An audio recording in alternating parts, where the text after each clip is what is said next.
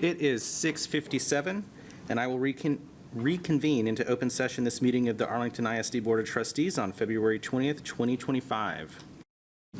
Thank you all for joining us tonight. Our board meetings are open to the public, and we welcome everyone, and thank you for participating in public education. While our meetings are open to the public, this is a meeting, and we do have business to conduct. Disruptions will not be permitted, and anyone who disrupts the meeting or speaks when others are speaking may be asked to leave or be escorted out by security attending the meeting. We welcome civic input, but insist that we remain respectful and civil.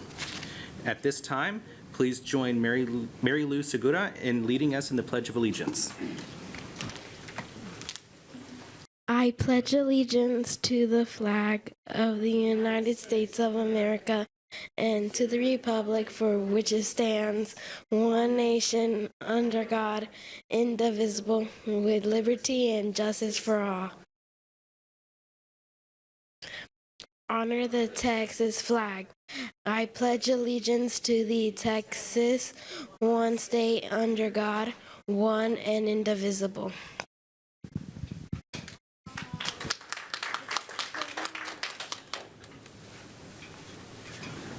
All right, you may be seated, and now we'll have a moment of silence.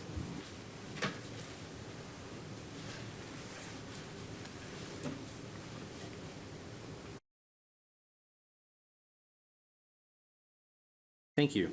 I'll turn it over to our Chief Communications Officer, Anita Foster, to introduce our student of the evening. President Chapa, members of the board, Dr. Smith, another round of applause for the wonderful Lulu from Morton Elementary School.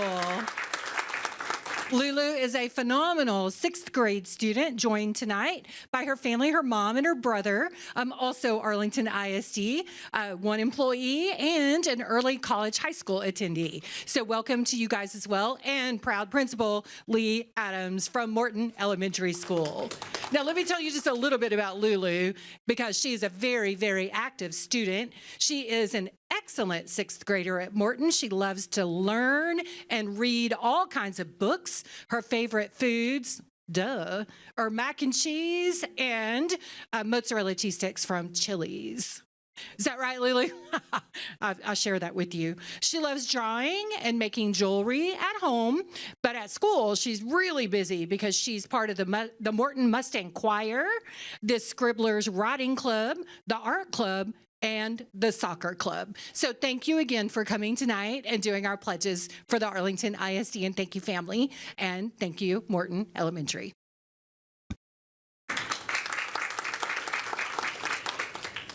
Thank you all for coming out tonight, and it's great to hear about all the things that you're doing at Morton. At this time, it is our open forum for agenda items. Ms. Crossno, do we have any requesters registered to address the board regarding agenda items tonight? President Chapa, we do not. All right, thank you, Ms. Crossno.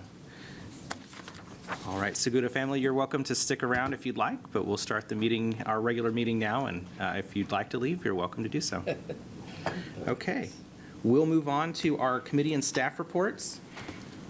We have one report this evening, Arlington ISD Staffing Study Report, and I'll turn it over to Dr. Smith. As we invite Mr. Kale to come on up and introduce our guests tonight, I want to thank the board for allowing us this year to really dive in and examine some of our practices throughout our system. This is one of the things that we have done and talked to you a little bit about so far, wanted to report on out. We had Moat Casey conduct a staffing study for us in 2 phases. Tonight we're really talking about the first phase and give us some comparison district data for us to look at and how we're staffed in Arlington ISD. Thank you. Good evening, President Chapa, members of the board, and Dr. Smith. It's my pleasure to introduce Lloyd Graham from Moat Casey. He's going to share with us a market-based staffing analysis they've done for us in Arlington ISD, and this is information that we ultimately use to consider our internal recommendations regarding staffing ratios for subsequent years. So, Mr. Graham, please come up.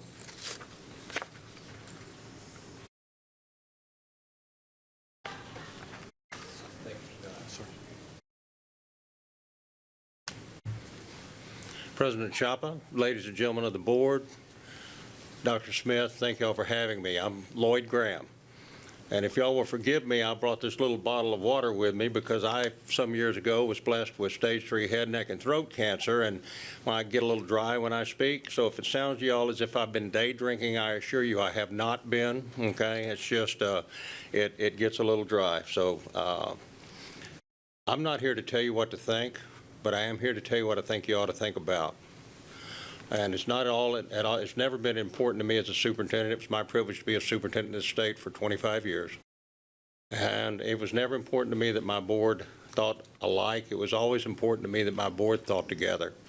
And to be able to think together, then you have to have accurate, objective information, and that's what we're attempting to provide this evening. But before I move forward, one of the things that I would like to make sure that everybody understands is that when we look at Arlington, we see forethought, if not prescient thought, in the manner in which you've handled your finances over the years. And so we see no cause for alarm. We do see a pending change on the horizon. We do see constriction on the horizon for Arlington, as we do for many school districts in the state. But I don't see anything that is causation, that the causation for the issue at hand is not administration and the boards, but the response is, and we'd like to help you, and we'd like to inform the response if we may. I'm not technologically literate, so I'm going to see if I can get this done.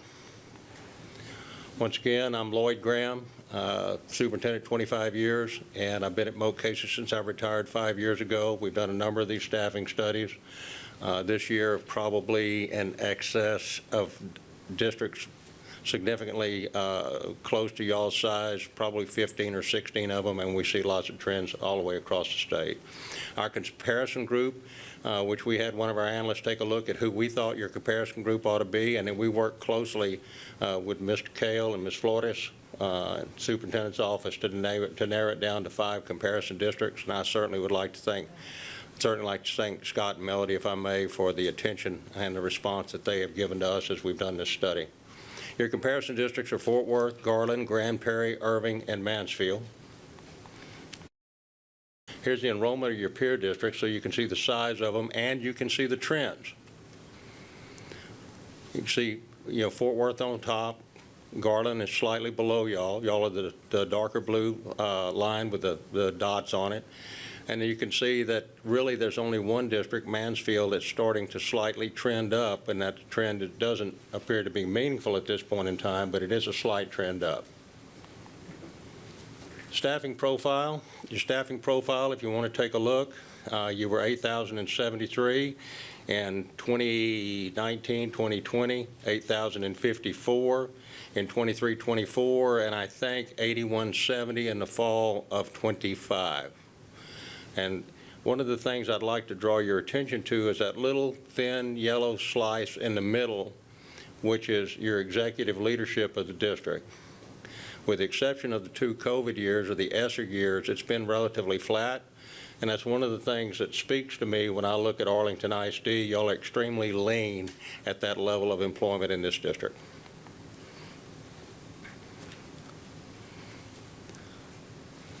Forgive me. Students per total staff ratio. Ladies and gentlemen, the red line is going to be the region, the black line is going to be the state, and the blue line is going to be Arlington. And this is students per total staff. Y'all are below both the state and the region in students per total staff, and you will see that you've now taken a downward trend. Of course, you understand where your enrollment's been headed. Students per teacher ratio. We took a noticeable dive from 21-22 to 22-23 to 23-24. You're at 14-1, and that would be a district-wide average. It's below both the region and the state. Number of students per campus administration and leadership. When you look at the number of students per campus administration and leadership, you can see that y'all are meaningfully above student load to campus administration above the state and the region. We've taken a shift down for the year that's for the last 2 years reflected here. I don't know if that is driven by student decline or the fact that we may have added an administrator on a campus somewhere, but irrespective, your student load per campus administration campus administrator is meaningfully above your region and your state. Central administration and leadership. Ladies and gentlemen, when we take a look there and you can see the state, let's just call the state 500, we can call for 23-24 Arlington at 1761. We take 5 off, that leaves 1250. So y'all got about 250% of the number of children per central administration as the region or the state. And back to my earlier comment about being extremely lean in executive leadership in this district. Number of students per educational aide. This is of interest to me because this reflects, in my mind, the load and the changing demography of your students in your district. Irrespective of whether or not students are declining, our student per aide load is dropping, and I think that has to do with the need our children bring to school when they come to us now. If we take a look at your demography and the way things the way that stratifies out, I think you'll find that that bears up that observation. Students per auxiliary personnel. Y'all are kind of in the sweet spot there. I would say that small decline from 22, 23 to 23, 24 is that 1,000 student decline in enrollment.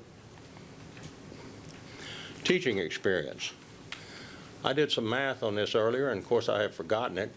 But if we look at beginning teachers, y'all are right at the mean average for your peer group, the state and the region. 1 to 5, I would make the same comment. You may be slightly below the average for everyone.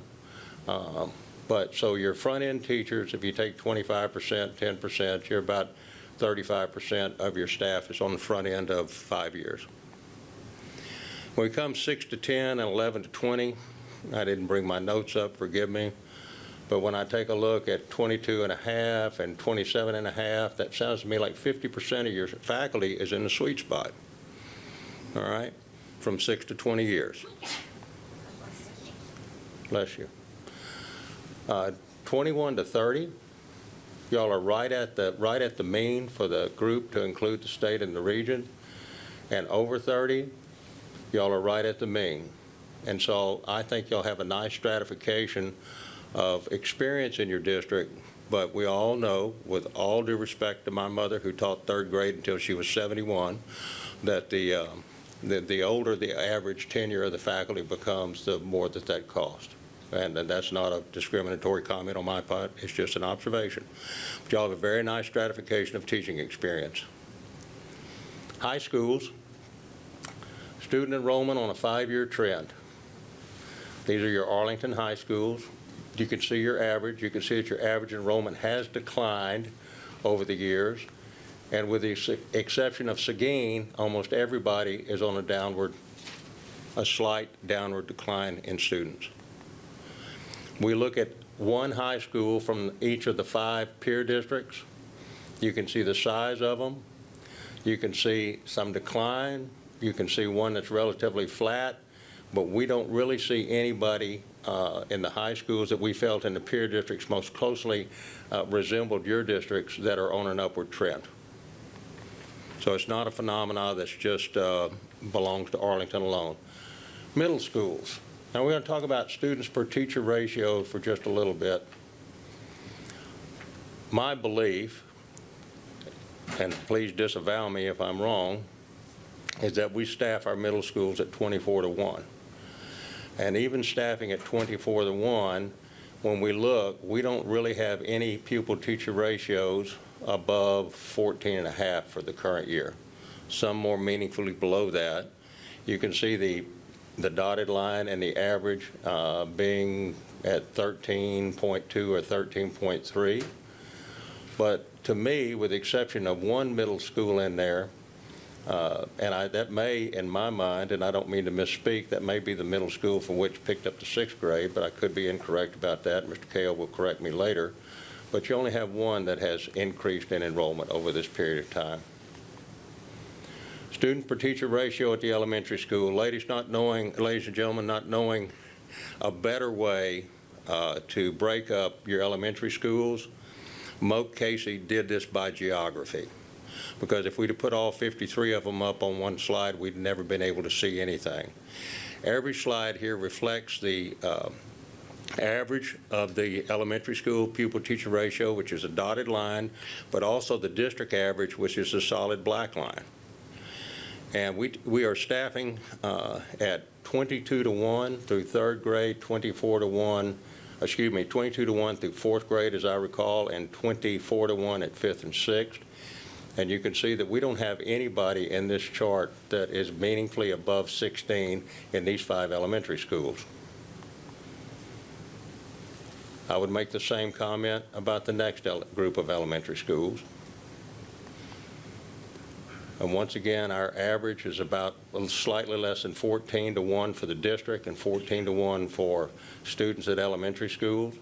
We have 2 elementary schools in this group, the red school and the green, the green school and the blue school, which have trended up slightly, and the red school a little bit. But when we take a look, our pupil-teacher ratios are meaningfully low. So I think we have a tendency to think if we staff at 22 to 1 or we staff at 24 to 1, that that's what we're going to see when we look at averages. Because of the way things work, we get to 45 or 46 and we split classes, it just doesn't work out that way. Student per teacher ratio on these 5, I'd make the same comments. On the next, and here, although we see 2 with upward trend.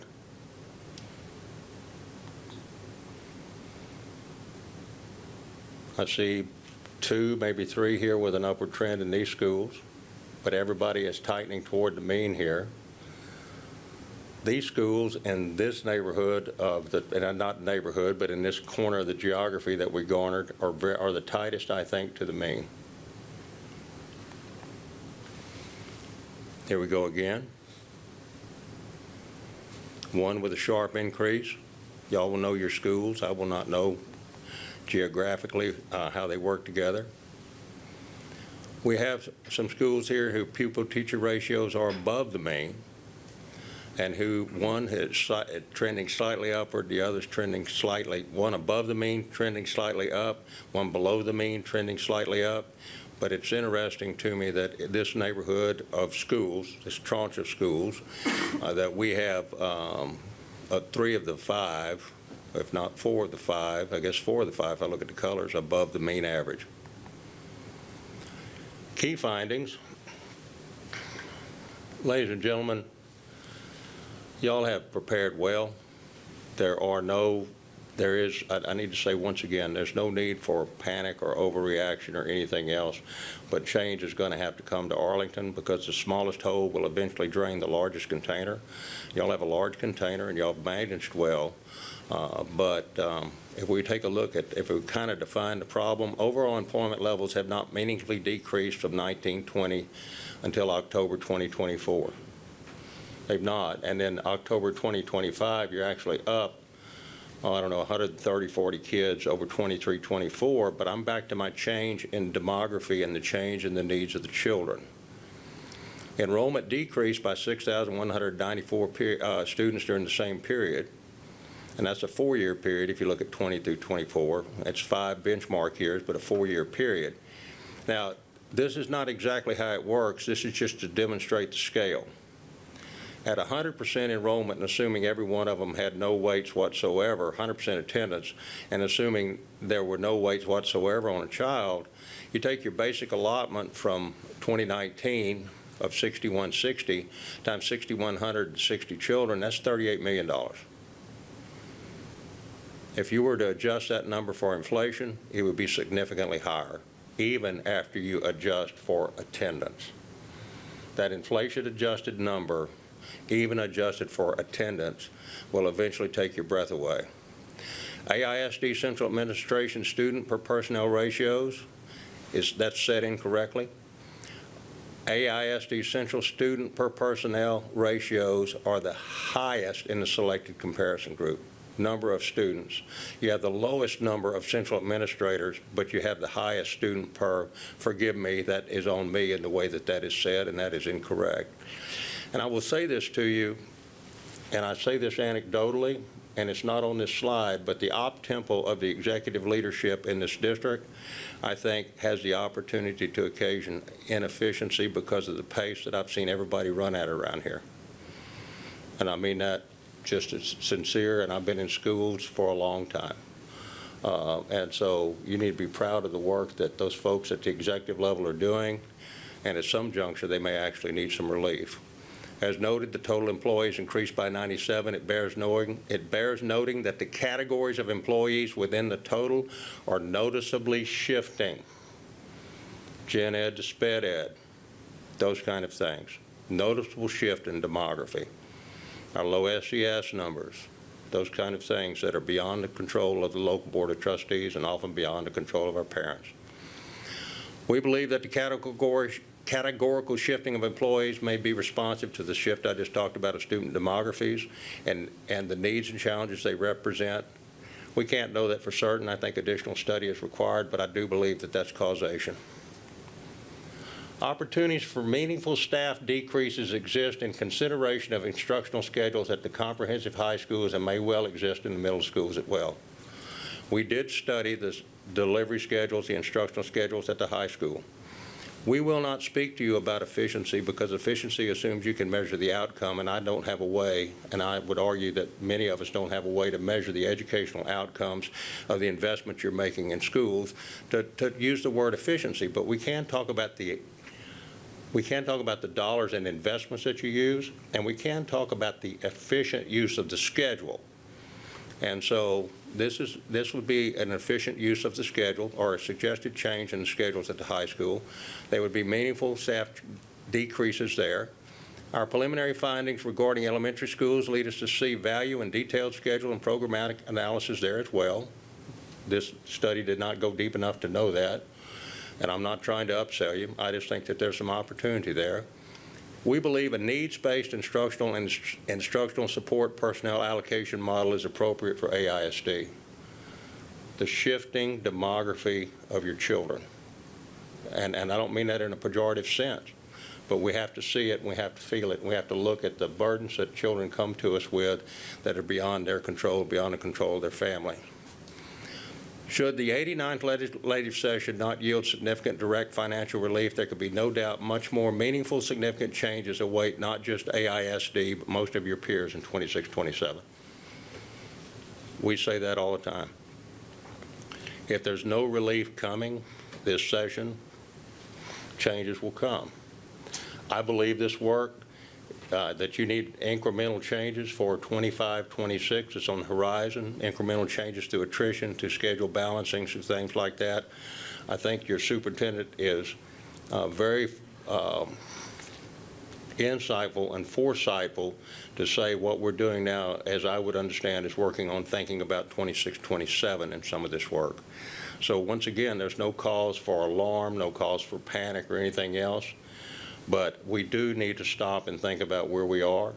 And I would say to you that everything needs to be on the table because it doesn't do you any good if the hole's on the other side of the boat, okay, as we think about it.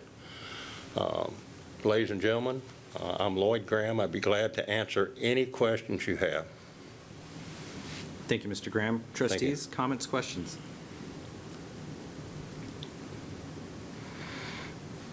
Mr. Wilbanks. We good? Thank you, Lloyd. If you could go back to slide 27, and this I can, sir. This question might be more appropriate for our CFO. Yes, sir, 27. So in here, to talk about the possible loss in revenue, yes, sir. you multiplied the decrease in enrollment by the basic allotment. Yes, but sir. If you look at Arlington ISD and our total revenue divided by, from the state, divided by our enrollment, it's more like 10,400 given all the other allotments that we get. I understand, given sir. our population base. So would it be fair to say that it's not really 38 million in loss, but more like 65 million? What I would say to you, sir, that no weights were considered here. from that standpoint. Most assuredly, this is not reflective of all funds, to your point, not reflective of federal funds and title money and all those other types of things. Although if you look at the percentages of your budget that you spend on certain areas, we did do all funds there, to your point. What I can say to you, sir, that if you take this number and you add it, the 6160 today is $7,547 adjusted for inflation. Yeah. And so if you do that, and if you use a 90% average daily attendance, you can see that that comes down. And if you were to add all other funds to it, I would not argue with your number at all, Mr. Wilbanks. I would not. So, and that would. I could probably prove it up, but I would rather I'd rather Ms. Moss do that. But we're talking about almost 10% of our actual budget. Yes, sir. So. Yes, sir. Mr. Mike?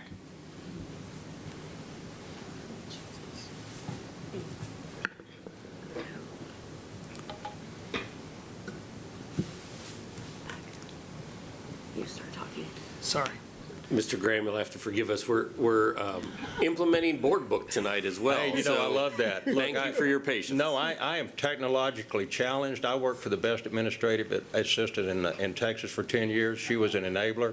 I don't snap face. I don't do Twitter. I don't do any of that stuff. And so I'm very patient with technology. Since that face. Thank you, sir, for the presentation. I just want to refer to page 8 of your report regarding the number of students per the central admin and leadership. Yes, sir.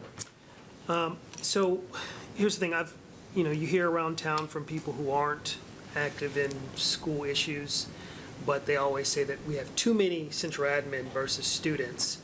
But this data shows that we are not operating the same as the state or in the district.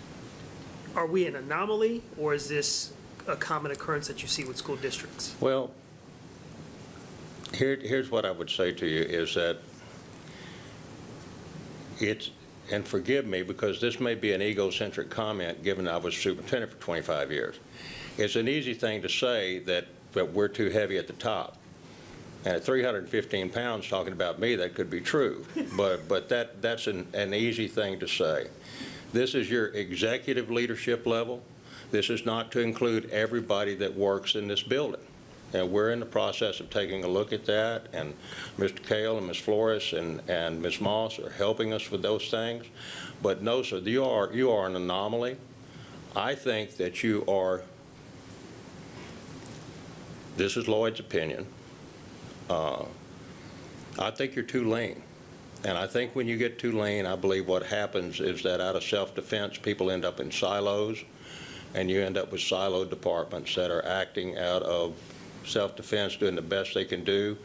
And maybe, and I don't know this, but may have, Mr. Mike, practices that were appropriate 15 years ago that aren't appropriate today that technology may have helped with.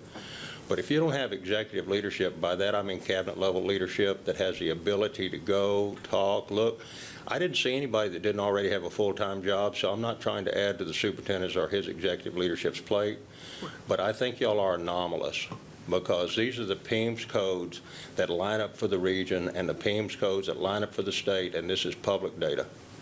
So then that brings me to my second question, which I think you've kind of answered. Is this sustainable, this type of leanness that we're doing? You know, often I get asked what time it is, and I tell how to build a watch, and so you've asked for a succinct answer. And no, sir, I think that the threadbareness I see across this building from interviews and from walking and looking, we had a team of 4 of us in here for a couple of days. I don't think it's sustainable now. I really don't. I don't think it's sustainable from the standpoint to give you the ROI on your stewardship. You know, if you don't, how do you deal with the anomaly when it comes up if you're already booked for 10 hours that day? You know, or how do we go back and take a look and just visit and look at the data and present things? I mean, I think it's systemic alignment is required. I do that across all departments, not across all departments, across many departments, but across this facility. So my argument would be is that the threadbareness of unsustainability is already apparent. That's all I. Thank you for your question, sir. Thank you, Mr. Mike. Are there other trustees with comments or questions? Ms. Richardson. Mr. Graham, I want to tell you thank you for your presentation. And mine isn't a question, but more to say thank you because it aligns with something that the ladies on the board and Dr. Smith got to hear in Austin this week. One of the representatives, James Tillrico, was speaking, and one of the things he said was, and it reminded me of what a comment you just said, we have to have everything on the table. And he implored us that we have to go home, look at the facts, and tell the hard truth. No matter what it is, we have to tell the community the truth. I don't think we ever don't tell our community the truth, but I do think even for myself, I tend to have on the rosy sunglasses and think it's going to be okay. Well, the truth is we need to look at what's going on down in Austin and what our future looks like. So I appreciate that you congratulate us and tell us, your quote was, we are exceptionally lean and we have prepared well. But change will have to happen, but we don't have to panic. And panic is what we see a lot of the districts around us doing right now, and they're scraping to figure out what to do. And so I'm thankful that we don't have to figure that out. But you again remind me, we've got to take a big look, and we Yes, have to be ma'am. willing to share what we learn. So thank you. You do. Ladies and gentlemen, not to make things anecdotal, but it everything's about me, but anyway, it was my privilege to study with Barbara Jordan at the LBJ School of Public Policy, in seminar only. But y'all are faced with ethical decisions, and she defined an ethical decision this way. She said an ethical decision is deciding the harm you must do. That if there's no harm in the decision, then it's just a managerial decision for which there's a matrix to make a decision by. Now, I don't want you to say, well, that man said you're going to make decisions that harm people. I don't mean that. That's probably what the Fort Worth Star-Telegram is going to say tomorrow. But that's not what I intend. But this is not just matrix and not just numbers. There's real humans here. And y'all have the opportunity, because the prescient manner in which your executive leadership is engaging this, to get to the size that is sustainable through normal attrition, but you've got to start now. And then you've got to look across, to your point, you've got to look across all departments and get mosaics are beautiful things, but they're individual tiles juxtaposed together, and if you drop one, it shatters. And what you need, and where your superintendent is taking you, is to a tapestry. A tapestry that is woven, that will stretch, that will cover, and that will protect, and that, by my estimation, the common thread of which is love. Because I haven't met anybody in Arlington that doesn't love kids. One last, and this is a question for you. Yes, ma'am. What were you pleasantly surprised about Arlington ISD when you did our report? Was there something you were pleasantly surprised about? Yes, ma'am. Nobody had a negative thing to say about the district. Nobody had a negative thing to say about their department. Nobody had a negative thing to say about the board or about leadership. And everybody loved this place, and everybody understood that their job was to focus on children and serve children. And that, when we talk about the pupil administration being anomaly, that's anomalous. It's never the kids, it's always adults. Yeah. And we did not, I didn't interview everybody. We had a retired building principal with us, a retired special ed director with us. We had a retired high-ranking business official with us. And then we had me. And as we interviewed and as we looked for emerging themes with our qualitative research, the common thread we found was love for this place, and that's a very pleasant surprise. Thank you. Other trustees with comments or questions tonight? Ms. Fowler is joining us virtually. Ms. Fowler, do you have anything this evening? All right, no questions or comments from Ms. Fowler. I'll turn it back over to Dr. Smith. I just want to thank Mr. Graham and Moat Casey. You can see, I'll tell a fast story for the board. As a young district administrator, long time ago. No, just kidding. As a young district administrator, I got to hear Mr. Graham in an aspiring superintendent cohort that I was involved in the way he led as a superintendent and the way he leads this work now. You can tell what he's passionate about, and it's the same thing that we're passionate about, alignment for the best interest of each and every student that we serve. So thank you for your work, and thank you for helping us study and try and get ahead of some of the tough challenges that we have facing us. So we appreciate you. Thank you for your kind words. Damas y caballeros, gracias por su tiempo. Gracias por recibirme en su escuela donde entendemos cada cabeza es un mundo. Thank you for your time. Thank you for having me in your school where you understand every head is a world of its own. Every child is a genius. That would be the pleasant surprise I found here. And I close that way by saying that often we're saying the right things and in the wrong language, and we don't understand each other, so we have to find common language. I think the staffing report, I hope, leads you toward a common language in this discussion. President Chapa, ladies and gentlemen of the board, Dr. Smith, it's our privilege to be here, and thank you again for your kind words. Thank you, Mr. Graham. All right, we'll move on to our action items this evening. We have 4. Action item A is consider approval of staffing ratios for the 2025-2026 budget. I'll turn it over to Dr. Smith.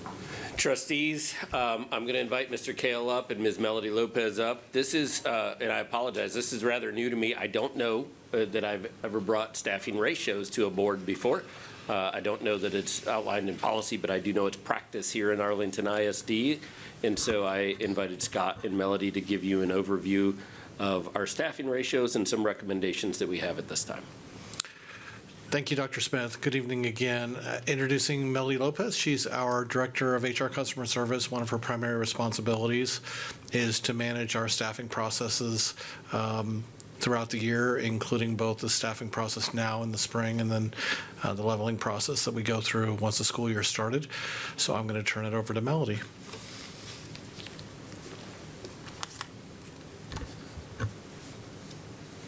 Good evening. Thank you, President Chapa, Board of Trustees, and Dr. Smith for having me today to speak about our staffing and our proposed ratios for the 25-26 school year.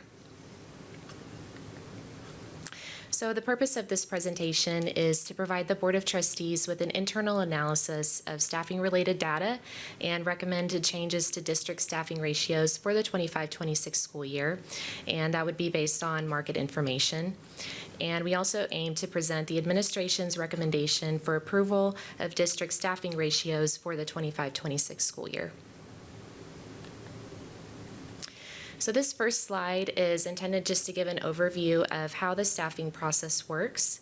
So our practice is we assign the number of teachers based on our projected student enrollment, and we assign those teachers and how many teachers that campus gets based on our board-approved ratios for that grade level or area. So as an example, if we're operating on a 24 students per 1 teacher ratio, and we have a projected student population for first grade, as an example of 48 students, then we would assign 2 FTEs for that grade level.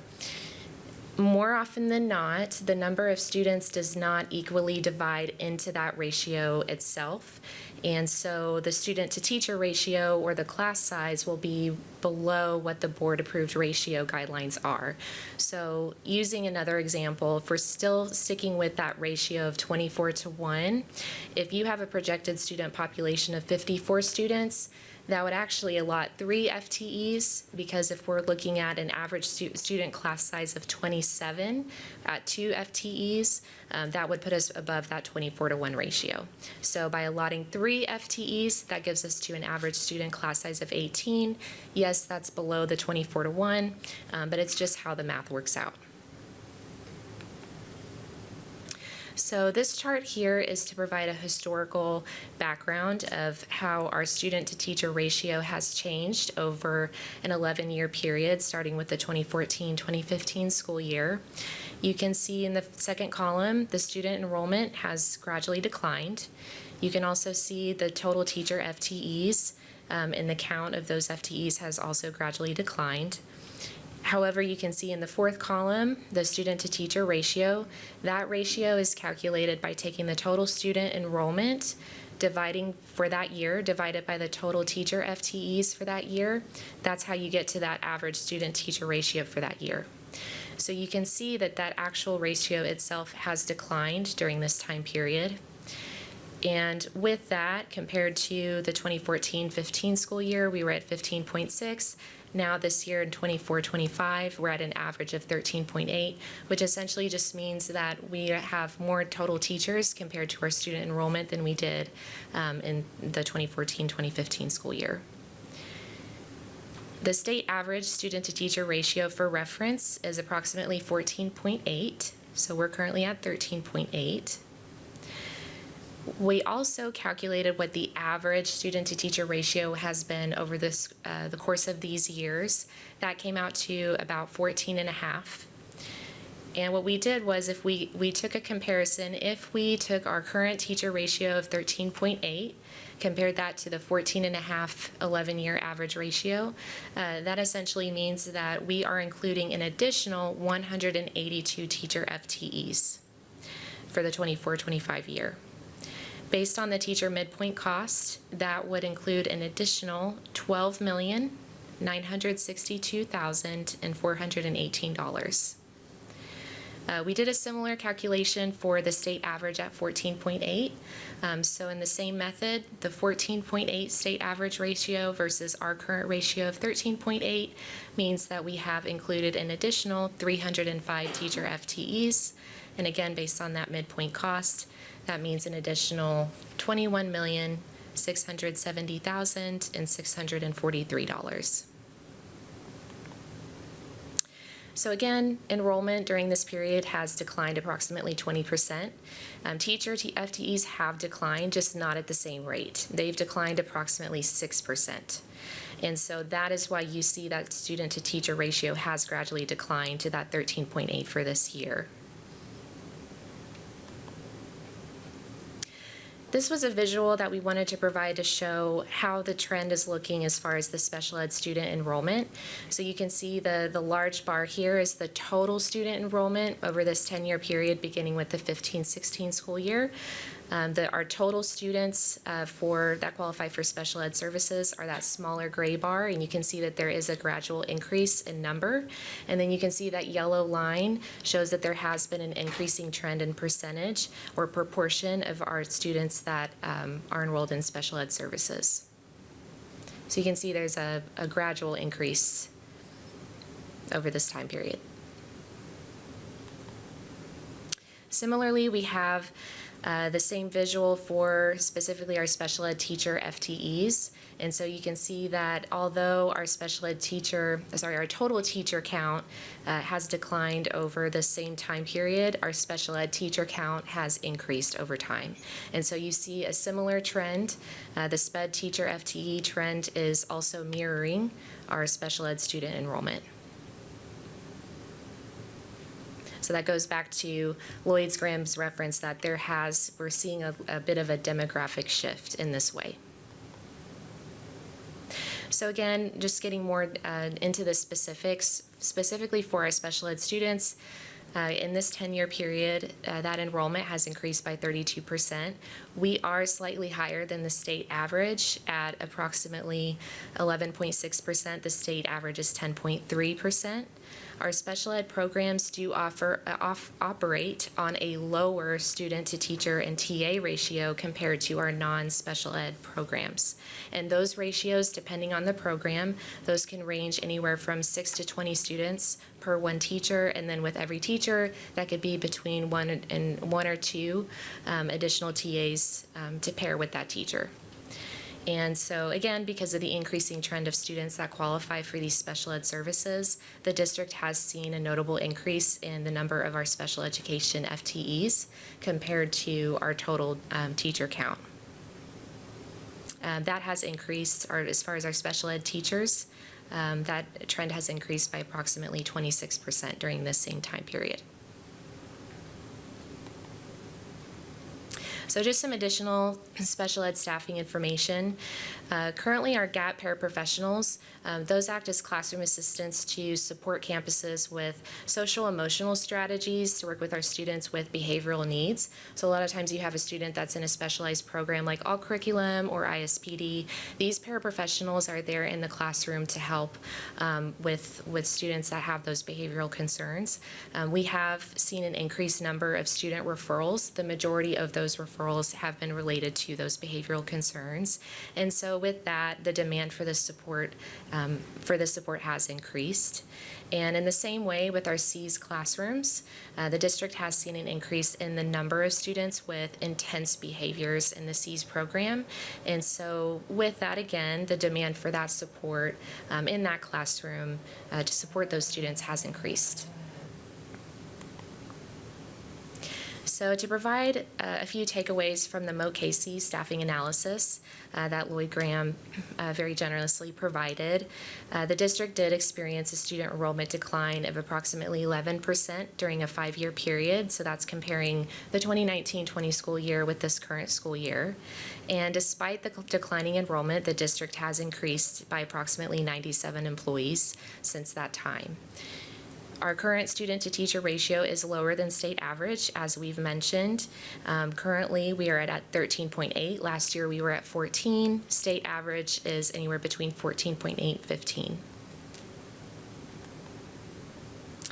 So why are the student class sizes often below the district staffing ratio guidelines?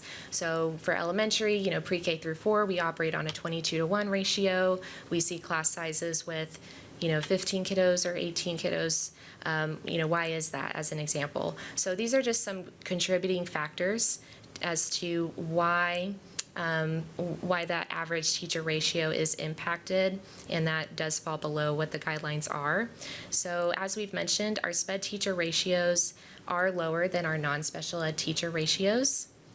We also have teachers that are funded out of state comp ed or title funds, and so those funds are allotted outside of the normal ratio to provide that additional support that the students need. And then we also have additional teachers that are granted for programmatic reasons. This is not an exhaustive list. This is just some common factors that can contribute to that. We have some examples of programs listed here. Again, this is not comprehensive, but at least gives you an idea of some of the impacts that go into programming and providing the services that the district is offering to students and the additional teachers that are allotted for that. So when we're looking at peer comparisons for our junior high level, looking specifically for Arlington compared to some neighboring districts, currently Arlington ISD operates on a junior high ratio of 24 students per 1 teacher.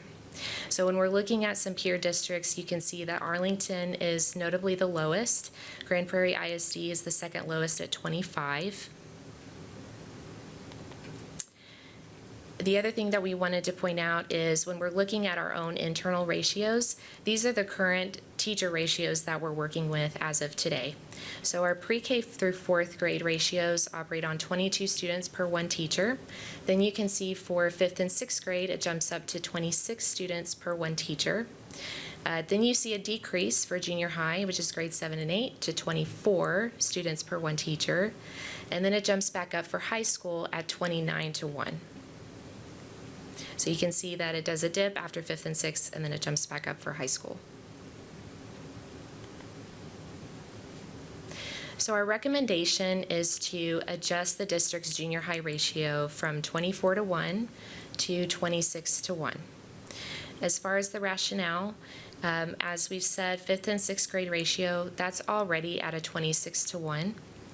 However, the junior high ratio is operating currently lower than that. Last year, the junior high ratio was increased from 23 to 24. When we're looking in peer districts, Arlington ISD has a very comparable ratio for elementary and high school.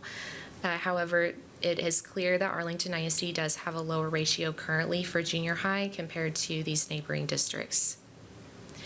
If there was a change in ratio and it was modified to be at that 26-1, then that would essentially yield an estimated reduction of approximately 27 teachers, FTEs, and that would result in a savings of approximately $1,920,402, and that's essentially based on our teacher midpoint cost. It's really important to note that any potential staffing changes from this ratio would be addressed through attrition. So in addition to the junior high ratio proposal, we also have a proposal to modify some of our special education staffing ratios. So the first proposal would be to modify our C's teacher ratio from 8 students per 1 teacher to 6 students per 1 teacher. In implementing that, that would result in approximately 2 additional teachers. We also propose to modify the special ed C's and ABLE classroom assistant ratios from 2 TAs per 1 teacher to 3 TAs once the class size reaches 5 students. So it would be, if we were to make that change and that was approved, then at that point it would be about the class size and not necessarily how many teachers are in that classroom.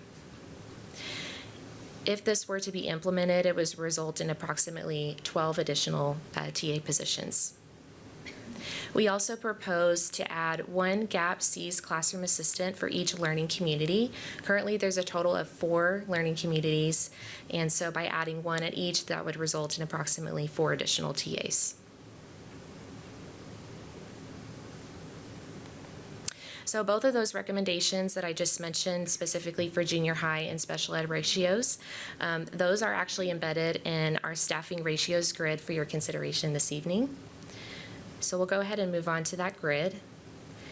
So the way we have this formatted is, it is a grid. On the left-hand side are the ratios that were proposed to the board and approved last year. On the right-hand side shows any proposed changes. If there are no proposed changes for that area, we've just indicated it as unchanged, and if it doesn't apply for that area, we have it marked as NA.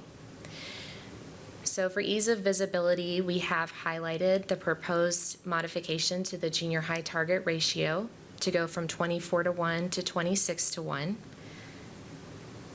And that summarizes the changes for this slide.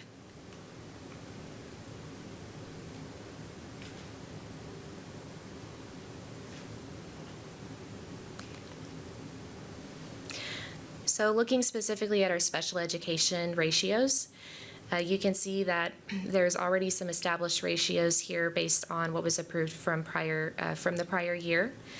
We do have what was mentioned as far as the modifications for our SPED teacher and C's and ABLE TA ratios listed here. So the elementary C's teacher ratio is proposed to go to 6 students per 1 teacher. Our elementary C's TAs are proposed to go to 3 TAs once a class reaches 5 or more students. Same with ABLE classroom assistants. And then adding an additional GAP C support, so that would be a total of 2 TAs per learning community. All of the other special ed ratios listed on the left-hand side are proposed to be unchanged.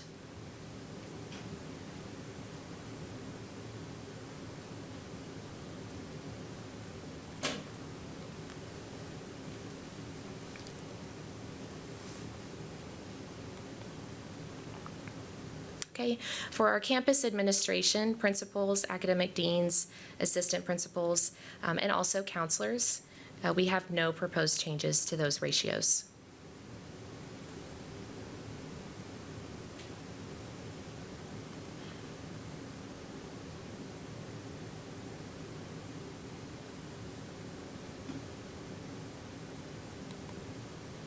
For our campus support, we also have no proposed changes on this slide.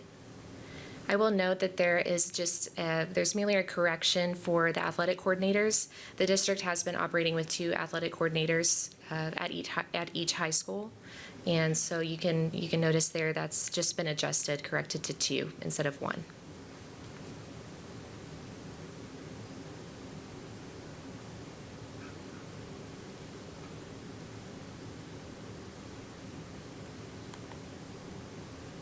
As far as our additional campus support, We have no proposed changes to this slide.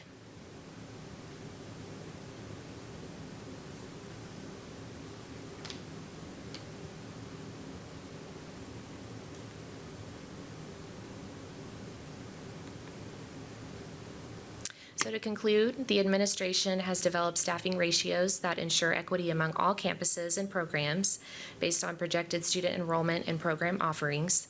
These ratios maximize the district's allocation of resources to most effectively meet students' needs.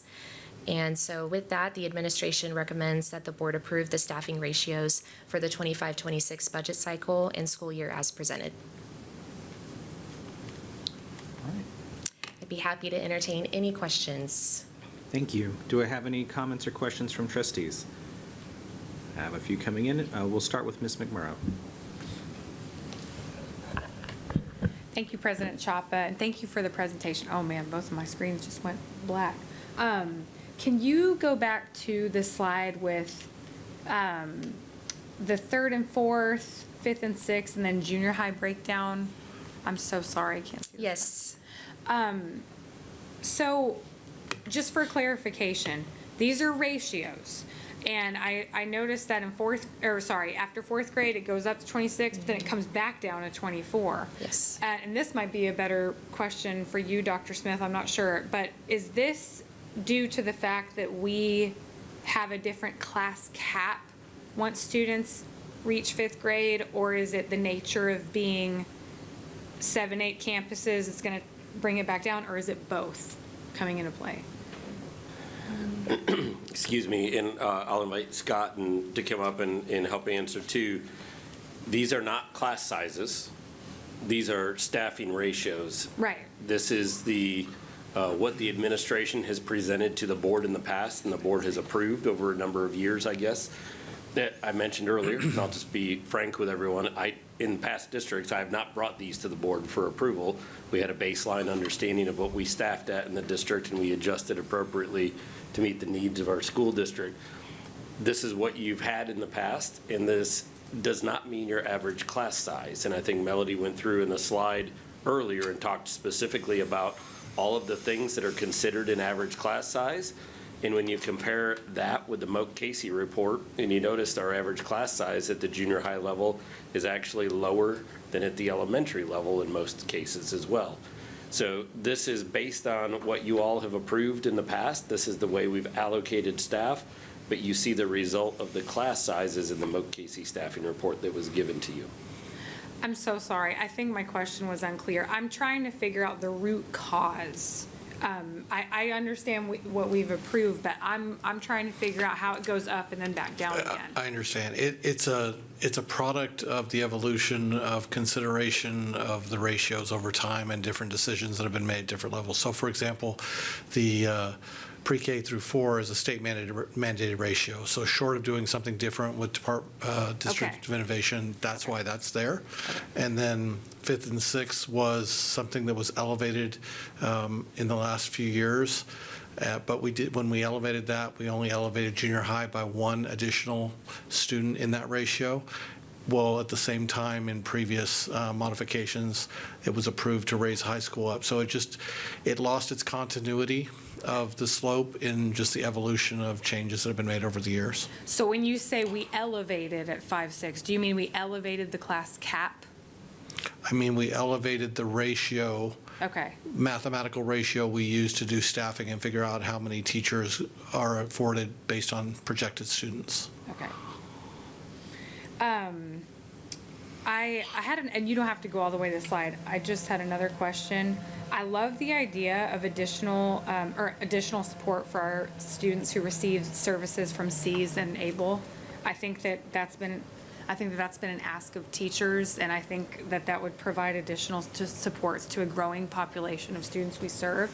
That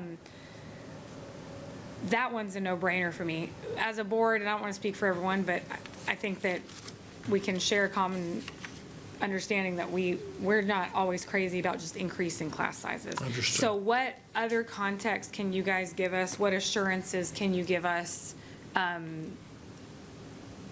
AISD specific, that the junior high ratio adjustment would be appropriate and I'm never crazy about increasing class sizes. So understand. I want to know all the context I can. I understand, and I also recognize that there's a whole lot of information that's been put up there in the last 30 minutes or so. So the junior high, and I'll let Melody pipe in if she feels I'm missing something, but there's a few things in terms of consideration. When you combine the information that Mr. Graham provided through Mo Casey and the market data and the comparatives of how our junior high ratios compare to other local districts, we're at the very low end. When you look at our particular internal slope, and I think you notice that right away, you can see it's more of a roller coaster than it is a linear trend. And so it's about trying to be market competitive to manage the allocation of cost without doing something undue comparatively to other schools in our region. We think that there's also something to be considered, which is you're taking students who are getting accustomed to a 26-to-1 ratio in 5th and 6th grade. In our current system, you're dropping them down by 2, only 2 years later to bring them up by another 5. So there's not really a natural progression in terms of the student experience. I'm not saying that's the end all in terms of the justification, but it is a contributing factor in addition to the comparatives with other districts.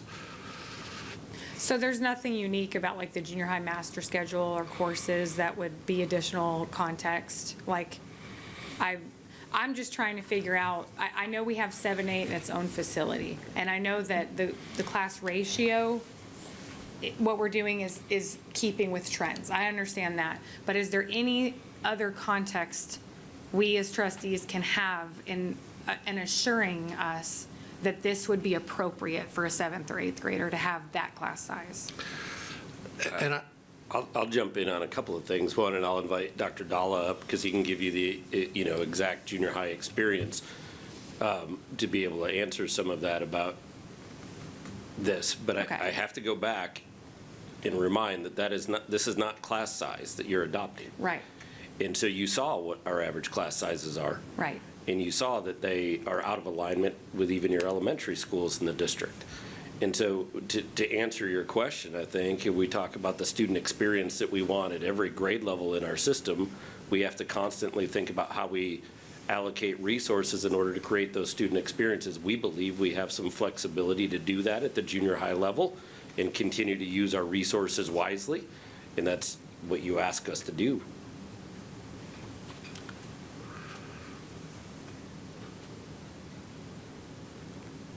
Oh, okay. Yeah. Sure, you want to give any context? Yes, thank you. And Trustee McMurray, thank you for actually bringing up this slide. And I want to thank Dr. Smith and Dr. Collins and Mr. Kale for giving me the opportunity to solicit some feedback from our junior high principals. And we asked them, I just said, hey, we're at 26-to-1 with our 5th and 6th graders. We're at 29-to-1 in our high schools. What's your recommendation? And I just gave them the floor. And some actually said 27-to-1, some said 26-to-1, some said 25-to-1. I think this is a pinch point, right? Nobody really, to your point, nobody's excited about increasing class sizes, but we also understand that there's a trend here that we kind of need to assimilate into.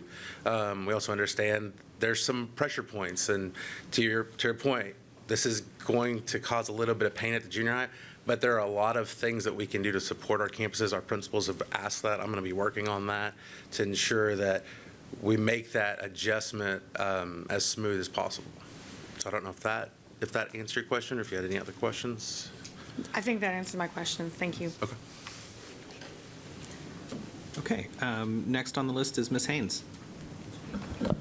Thank you. So I think in all the commentary, maybe some of my questions have been answered, but just to clarify for me, in Arlington, I know that we are below the average with our class sizes for junior high. Can someone give me a number? It may have been in your presentation. I'm not sure on what our actual class sizes are in, like just like a number. Is it 18? Is it 14? Is it? I don't have that information offhand. Do you have a And really good estimate? I can pull it up for you. So if I missed it somewhere, I'm sorry. I just wanted that clarification. And then, so it sounds like you spoke with principals about this. That was my question. And you kind of danced around their consensus. So I'm curious what they thought. I'm curious what this means for our lower performing junior highs, that, this is a really, junior high is hard in general, and it's a struggle bus, and I think increasing class sizes might just, amplify that struggle. Yes, ma'am. So to answer, I think there's two questions. There's multiple questions in there, Right. yeah. And so the one I hear about is our lower performing campuses, and our campuses with a high need. Mm-hmm. And I think that there's different ways that we support them, not just by the ratio. I think that there's some asks there. You get to a certain point where the ratio doesn't work, right? Enrollment, and we talk about junior high and 7th and 8th grade, and the enrollment's low enough.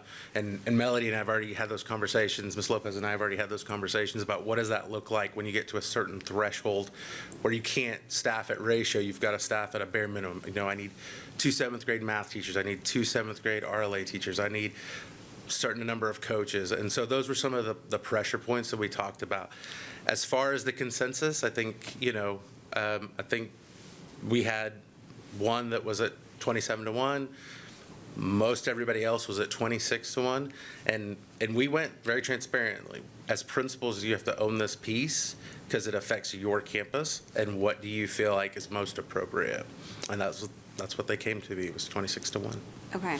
And as a district, we're prepared to support all the campuses, but especially those lower performing ones with increased ratios. Absolutely. Okay. Ms. Haynes, I think I have an answer for you. Okay. And I very much appreciate the question, because I think it is insightful to see the comparative. So whether you're thinking about today at 24 as a ratio or 26, and as we've been talking about, that actually being different than the actual average number of students in the class, today, the average for our junior highs student to teacher ratio is 13.1, and there is no campus with an average of over 14.1. Okay. So even our low-performing junior highs have low class sizes, is what I'm hearing. The average is not higher than Okay. 14.1 in any of our junior Okay. high campuses, yeah. Okay, thank you. Yes, ma'am. Thank you, Ms. Haynes. Mr. Mike.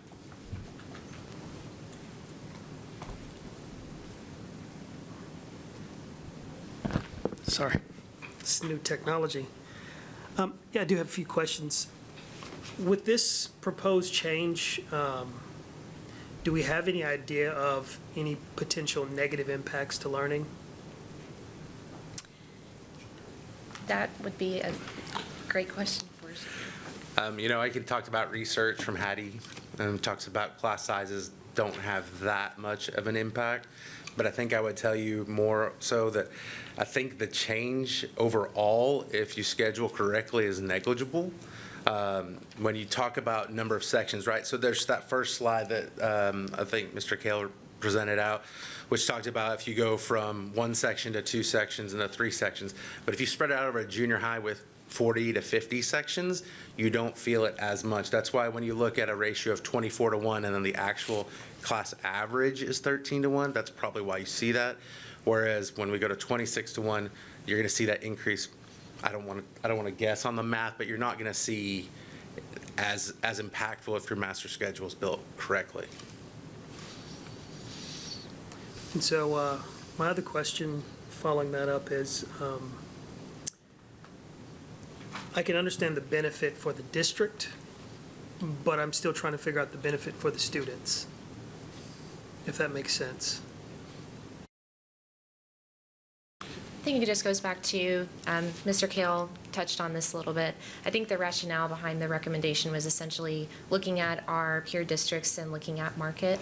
And so that's where a lot of that justification came from, when we're, doing our internal comparisons and then also looking to seeing what our neighboring districts are doing if we're significantly lower, and the impacts to going from 24-1 at junior high all the way to 29-1 at high school. And it's, again, like Mr. Kale said, I don't think it's a be-all end-all, but that was part of the rationale. Okay. And then as Here's- far as, okay. Can I add on to that? Yes. So I think in the presentation, you also saw the slide about the increase or the improvement in ratios in special education. So there's offsetting of some of these things. We have to be able to assign staff in the areas that we need it the most. And so when we find efficiencies like this, we have the ability to also look at other areas where we may need to increase staffing, like in special education. So that's the benefit to students and all of that as well. And then, I've just got two more questions. With regards to teachers, this increase, do we have any idea whether that would impact their ability to teach the students effectively? Do you want to speak to that? I think the answer to that is no. I don't think that that is out of the bounds of asking a teacher what they can do in the classroom. If we're talking about increasing 0.5 students basically in a class, do we always want to keep class sizes as low as possible? Absolutely. But we also need to manage our resources and be able to assign it where it's needed. And we believe that we have other areas that we could assign specific staff in all of this. And then with these numbers, are these numbers going to be just hard numbers across the board, or are we going to look at the needs of the particular campuses and those classrooms and then adjust accordingly? So the ratio metric is a formula. However, we've never taken the position that we ignore the student need when it presents itself. So on the one hand, we understandably don't go into staffing as just an open-ended negotiation, because that usually doesn't go well in terms of the ratios and the formula. But at the same time, I'm hopeful that there's a collective understanding that when a case is to be made that we're doing the wrong thing by students, that we take a moment to consider what we need to do differently in a campus-by-campus basis if it applies. Okay. So Thank you, Mr. Mike. Mr. Wilbanks, you're next. Thank you, President Chapa. And going back to the offset, I think Ms. McMurrow mentioned this, but we know that the behavioral issues in some of our SPED programs have become greater, and the needs for support have become much greater. I hear about that a lot from our teachers and our parents of SPED students, that we need more resources there. And so I think making the trade-off from junior high to those extra resources where there's a high need right now, and also considering the fact that once you apply the ratios, because, you know, what Melody said earlier, when you do the division, 26 doesn't divide evenly into 72, and you've got 4 sections and, Right. or 3 sections. And so you're going to end up with maybe not 13.1, but 14. So are we going to quibble over 1 student per teacher additional, when I think, you know, going across the country, that what the actual junior high teacher is dealing with is usually much higher than that. So that is a trade-off that I'm willing to make, because we know the need is there, and we are out of line with our comparison districts, and we've got to be tighter and more efficient with our taxpayer dollars without adding burden to our teachers, and adding essentially one more student per classroom for those teachers. I don't think is not adding a burden at all. So, I mean, it would be different if the numbers came out and there was actually going from 13.1 to 26 in a classroom, that, and that's not going to be the case. No. It's just. All right, thank you, Mr. Wilbanks. Ms. Fowler, I see that you're wanting to speak. I've got Ms. Richardson here, and then I'll go to you. Good evening, guys. Good evening. Couple of just questions. As you know, we YouTube our meetings where people can watch. And as we sit up here on the dais, I don't know about my colleagues, but my phone is going off. And here is what I directly want to tell you. There is no way, this is a direct quote, there is no way it's 13.1 to 14.1 in our junior highs. I have teachers sitting here advocating, saying, we absolutely have higher numbers than this. What do we do as trustees when we come in a meeting and you're telling us, oh no, absolutely not, it's under 14.1, it's between 13 and 14. We have Mr. Graham showing us our numbers and our scales, but then we have the people in the classroom saying we absolutely do have more. numbers than this? And if we raise it even more, what's going to happen? Can you help me understand that? So I'm going to try and answer that. Okay. I don't think anybody's intentions in any of that circle are ill. I think that the people who may be texting you or in the community or in the classroom see what they see.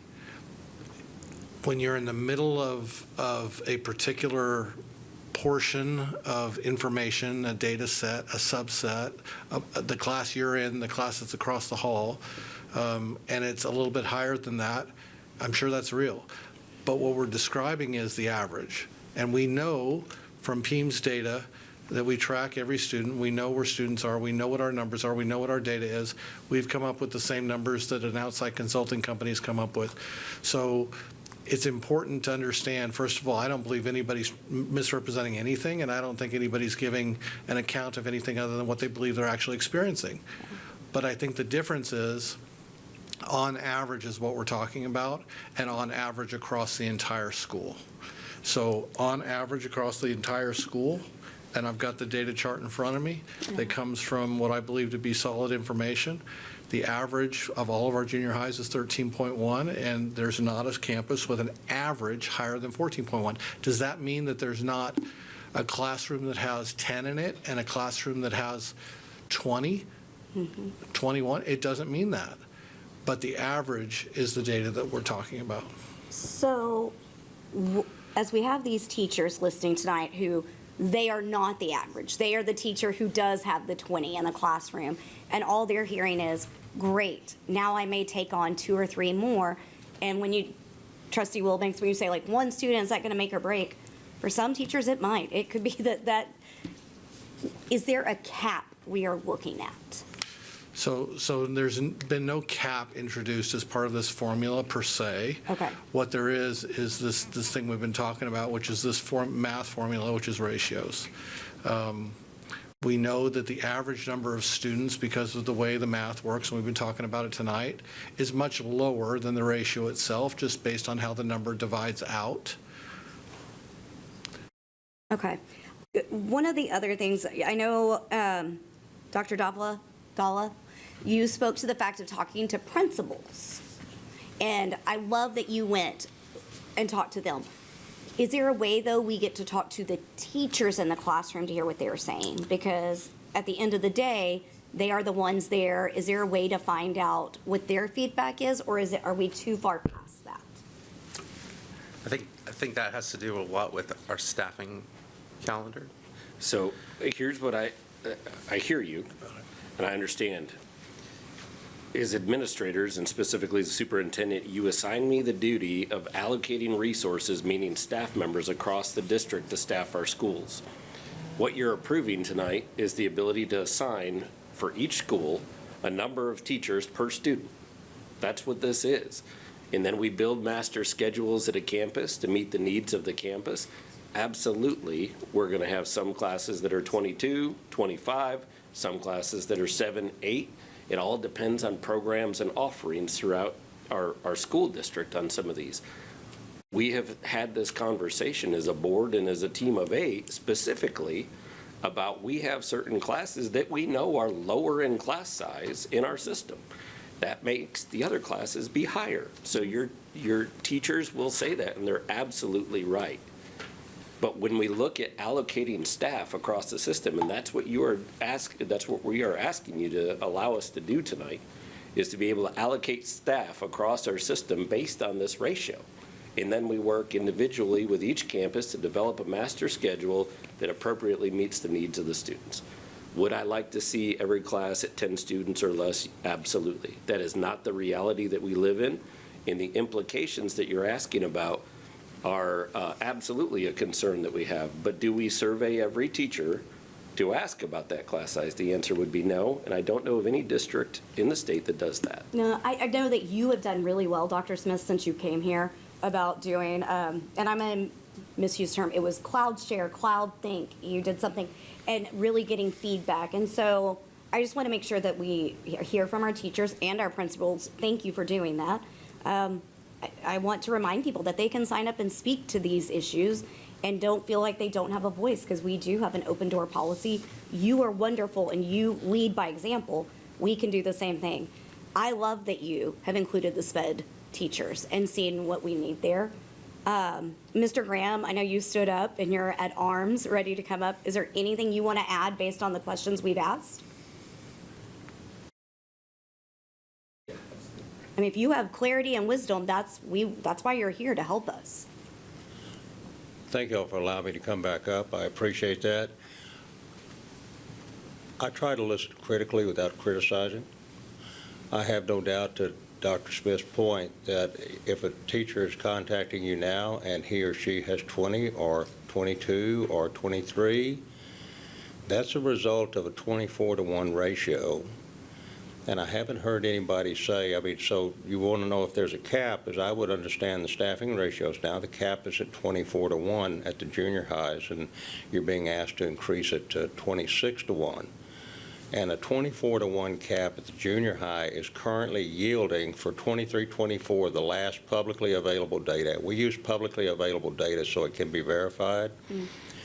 Has a 13.1 average and a 14 point whatever max. If you'll forgive me, I don't have the number in front of me. And so that's not to say that a core English 7th grade class doesn't have 21 children in it. That's not to say that a core math class or 8th grade algebra doesn't have 22 children in it. But if you've got a cap today at 24 and you don't have classrooms with 24 in them, then I think you have an artificial cap that could be raised that could help save some money. Now, my belief is this, is that it is absolutely the quality of the teacher and the quality of the lesson that matters. Yeah. It truly is. I'll take my chances with my grandchildren with a shade tree, a blackboard, and a highly qualified teacher with an aligned curriculum with 25 kids before all the technology you can give me if I don't have the highly qualified teacher. And so we're talking about averages and moving averages, and by my estimation, when we look at what frankly, I consider the 24-to-1 at your junior highs to be artificially low. I think 26 or 27-to-1, I don't want to speak in industry standards, but to me feels more like, an average size. But I don't think that drives every class to 26. We're at 20 to 21 to 24. We've not studied your middle school calendar, instructional schedules the way we did the high school schedules. You can take a look at your leadership has taken a look at the study we did on the high school campuses. You're not going to find those ratios, you're not going to find anybody up against them, I don't think. If you do, it will be few and far between. So it would pain me for anyone to think that I was the least bit disingenuous about the 13.1 being average today, 14.2 being the cap, because all we have in the public data is average. And so, so we take your cap, we look at it, that's where we are. And I would say if a teacher's got, and look, I love teachers. I'm married to one. My daughter's one. My mother was one. She thought I went to the dark side when I got an administrative certificate. But that having been said, if we're yielding 20 to 22-to-1 with a 24-to-1 cap right now, then fact of the matter is a 26-to-1 cap may yield 24-to-1, which is where the board wanted to be 10 years ago, I guess. I've overtalked that. Questions, comments, concerns? No, what I go back to is, what would this do for us? Recommendation. When we look at those numbers, that would have a result in a savings of over $1.9 million. That is big. And sadly, our state has put us in a position where these are the type of choices we have to make. Yes, ma'am. And I don't want anyone to misunderstand that you are here recommending this because you just think class sizes should be bigger and that's what would serve them better. We all know that is never what's going to serve them better. Again, we are making hard choices and we are hearing hard data based on decisions made at a state level that right now we don't have control over. That is correct. Once again, y'all don't own causation, but you do own the response to it. Absolutely. I've never believed that boards would be judged by injustices that were visited upon them by means beyond their control, but I do think you'll be judged by your response to them. And so the questions that y'all are asking, I take absolutely no issue to, and I know Dr. Smith doesn't. okay? They're wonderful questions. Thank you. Yes, Thank you for ma'am. allowing to ask questions. And you know, like we all do, we're elected by our constituents, that they ask us these questions. And so Well, that's why we ask them publicly as well. As they should. Ladies and gentlemen, and Dr. Smith, I'm sorry you gave me the microphone, President Chapa. So I fervently believe that informed, respectful disagreement is the oxygen of democracy. But it has to be informed, and it has to be respectful, and it can't be informed if you don't have somebody from, presenting you the data, and it can't be informed if you don't ask the hard questions. I don't think anybody here takes offense to that whatsoever. Thank you all very much. Thank you again, Mr. Graham. Thank you, Ms. Richardson. Ms. Fowler, you've been waiting patiently. It's your turn. Thank you, President. Thank you, President Chapa.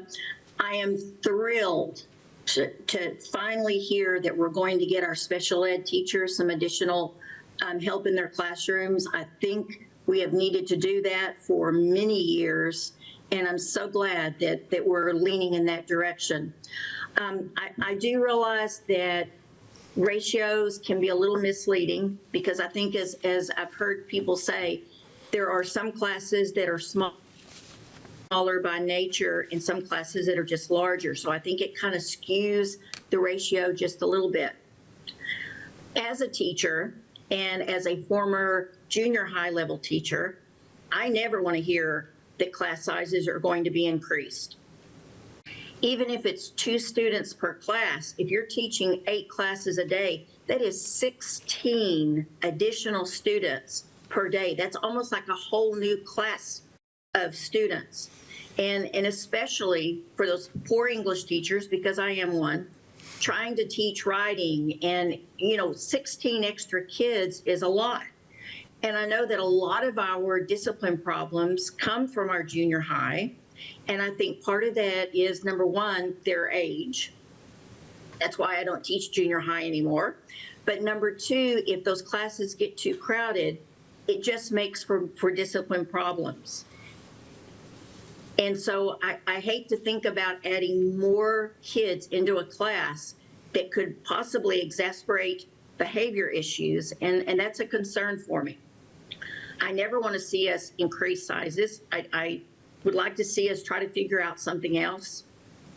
I realize we could save $1 million, but at what cost? Teachers are already stressed enough. Students are already packed in classrooms. I think that may be one of the reasons why parents and students are looking for other forms of education.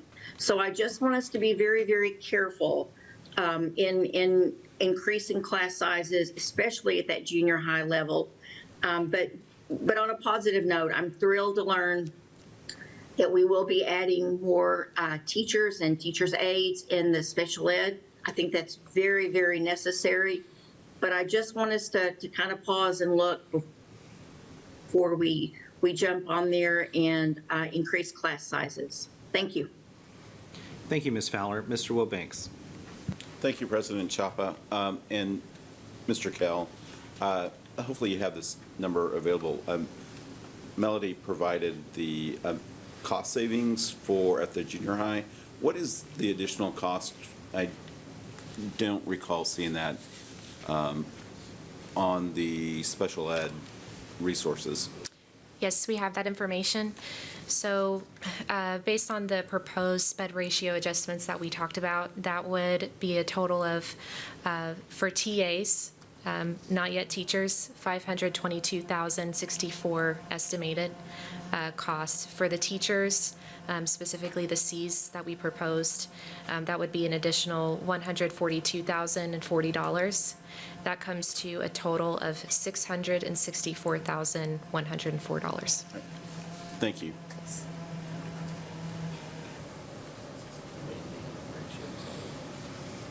Mr. Wilbanks, or do you still have further questions? Yes. Okay. All right. Any other trustees with comments or questions? All right, I do have a couple of things. Mr. Kale, I remember, I haven't been on the board, I feel like, that long. But we've been through this a couple times, and one of the big changes we made early on when I was on the board, and we had very similar concerns raised, was we started for the first time granting class size waivers for the 1-to-22 ratio at K through 4. And at the time, we were told as a board that when we did that, that the teachers, if they were ever out of ratio, would get some sort of additional compensation. I know it wasn't a lot, but we were one of the only districts in the area to do additional compensation for granting a class size waiver. Do we still do that? Yes, Melody, do. go ahead. Okay. Melody.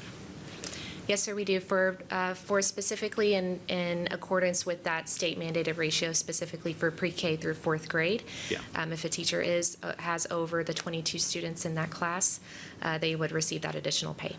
Right, and we're also a district of innovation, but and many of the districts around us who have exercised their district of innovation rights have done so to change the pre-K through grade 4 ratio from 1-to-22 to 1-to-24 or even higher, correct? That is correct. Some local districts are using their DOI for the purposes of modifying the state mandated K through 4 ratios, yes.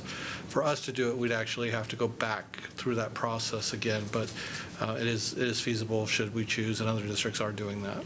And I just want to flag that because I feel like we have been down this road before of looking at ratios, making very difficult decisions, and we have, I think, been very selective about what we've done and when we've done it and how it is implemented in a way to minimize the impact on our staff. I recall also when we increased the ratio for 5th and 6th grade, and that was another difficult decision, and many of the concerns that my colleagues are sharing here tonight were shared then. As I look at the data that's in front of us, I'm really torn and I really struggle because I do think it's a mistake to maybe say that this has no impact on teachers in the classroom, because anytime we're going to change a ratio and it's a higher ratio, somewhere somebody is going to have more kids in their class. It's just the fact of the matter. Right. That's a real thing. As a former teacher, it was always harder when I had more kids in my class than when I didn't. But I had classes that ranged from 12 students to 35. One year I had almost 40. Right. But, so we have to look at averages across the board because there's lots of factors that might go into play on why one class might be lower than another for a particular teacher on a particular campus in a particular subject, dealing with things that may have nothing to do with this ratio at the end of the day. It may be the number of Title I funds that the staff has. It may be that the district's made a strategic decision to allocate more staff for a particular purpose on that campus, and that brings that ratio down even more.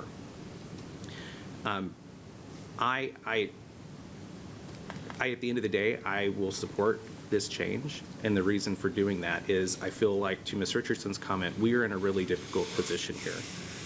We are no longer in the world where we can just look at something, I think, and say that that's a small enough change financially, or it's not worth making, or any number of things. But at the end of the day, I think what we're facing today is I think something that is very important to me, is we have increased ratios in the past, and the data that we've seen tonight is that despite those ratio increases, our elementary campus especially, our average class sizes are the class sizes that when I first got on Financial Futures Committee many years ago, we were really pushing for smaller classes at the elementary level, and our average class sizes, understanding there are variations on campuses, are still, despite the ratio increases, where we would generally like them to be.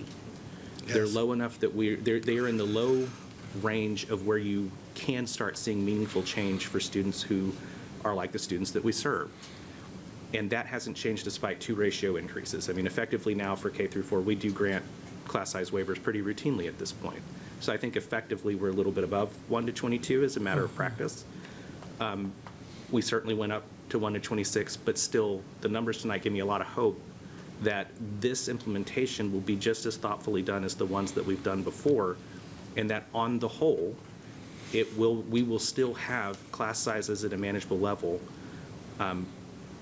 despite, I'm not going to minimize, like there will be, I'm glad that Dr. Dollar, you got up here and said there will be some pain, because that's the truth. But countervailing that pain is a situation I feel like we're in today.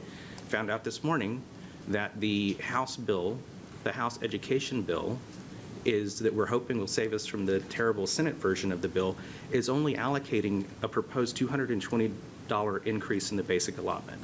We need almost a $1,400 increase to go back to the purchasing power that we had just 5 years ago. It doesn't look like we're going to get help from the state.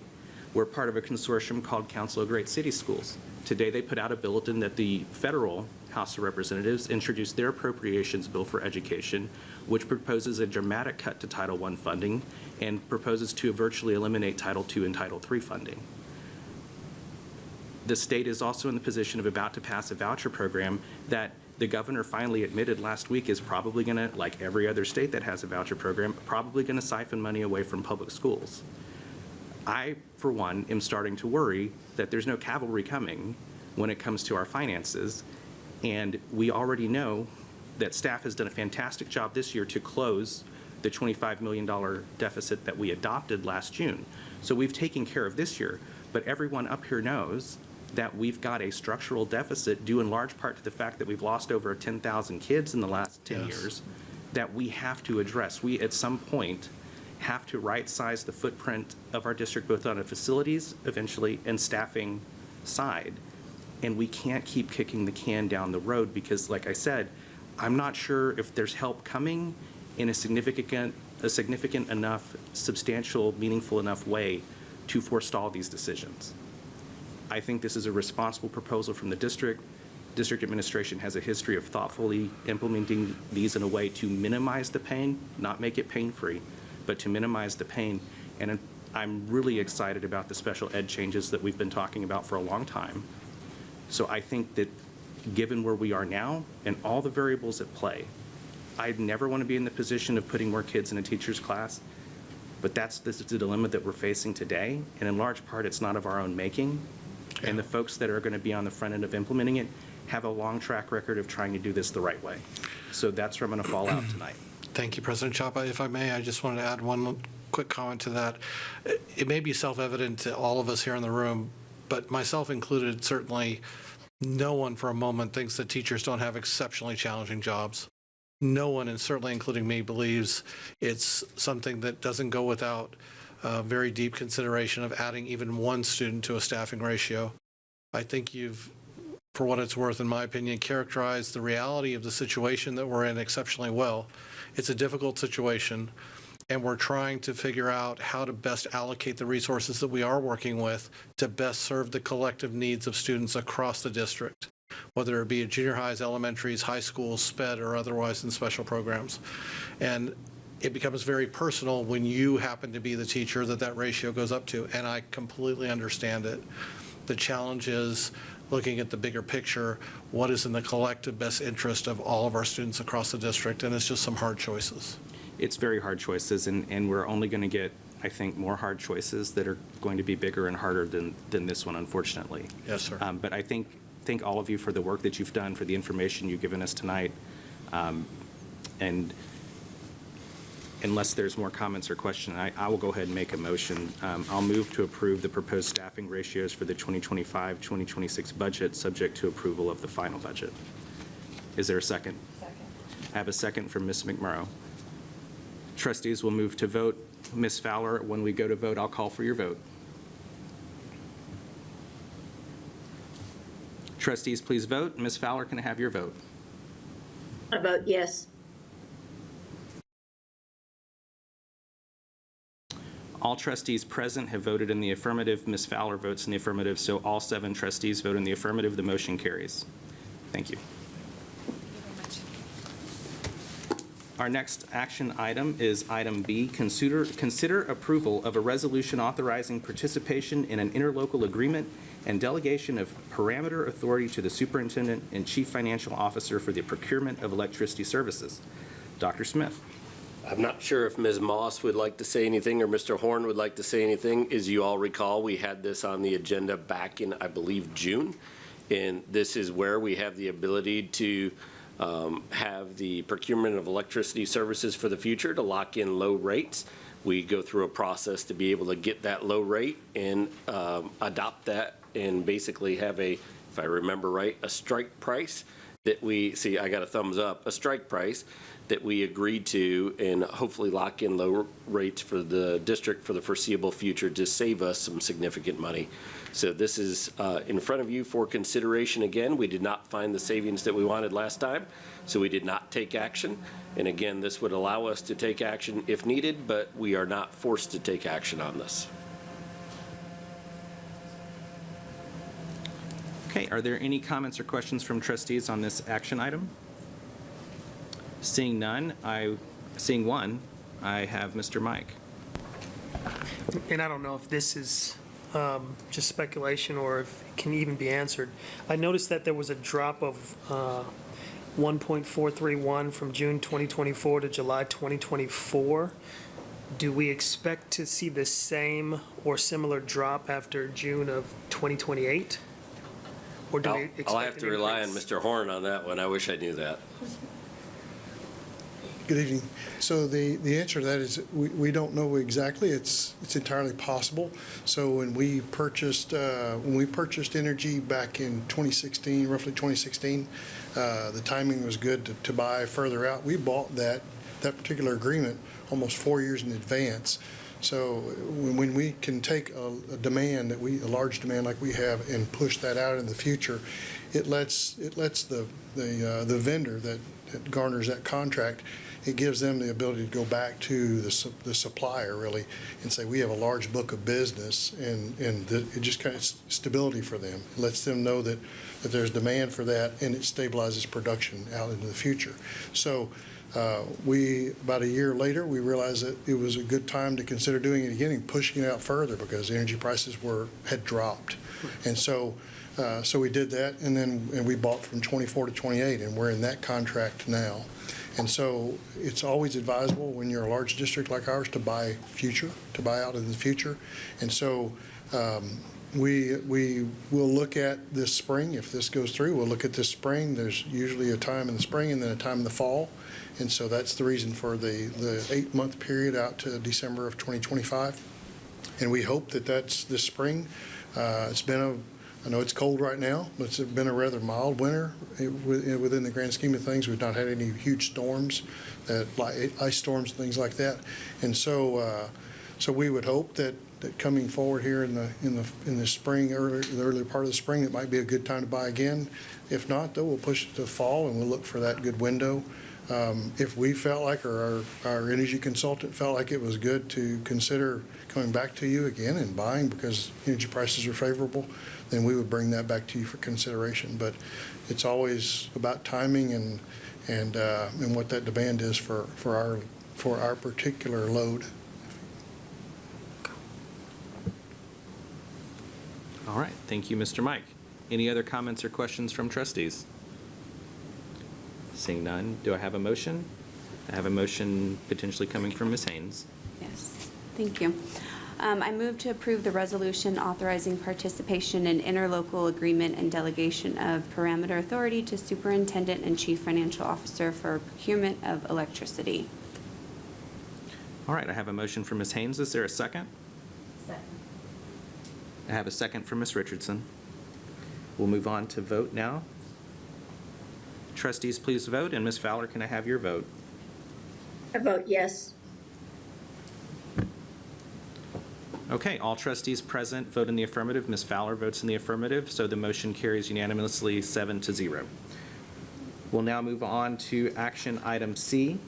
Action item C is consider approval of acting on the sale of real property at 2424 Hedge Apple Drive. Dr. Smith. I actually let him sit down where I think I need him to come on up and make sure he explains this to you and why you have to take action on that. I apologize, Kelly, but Mr. Horn will explain real quickly on this one for y'all.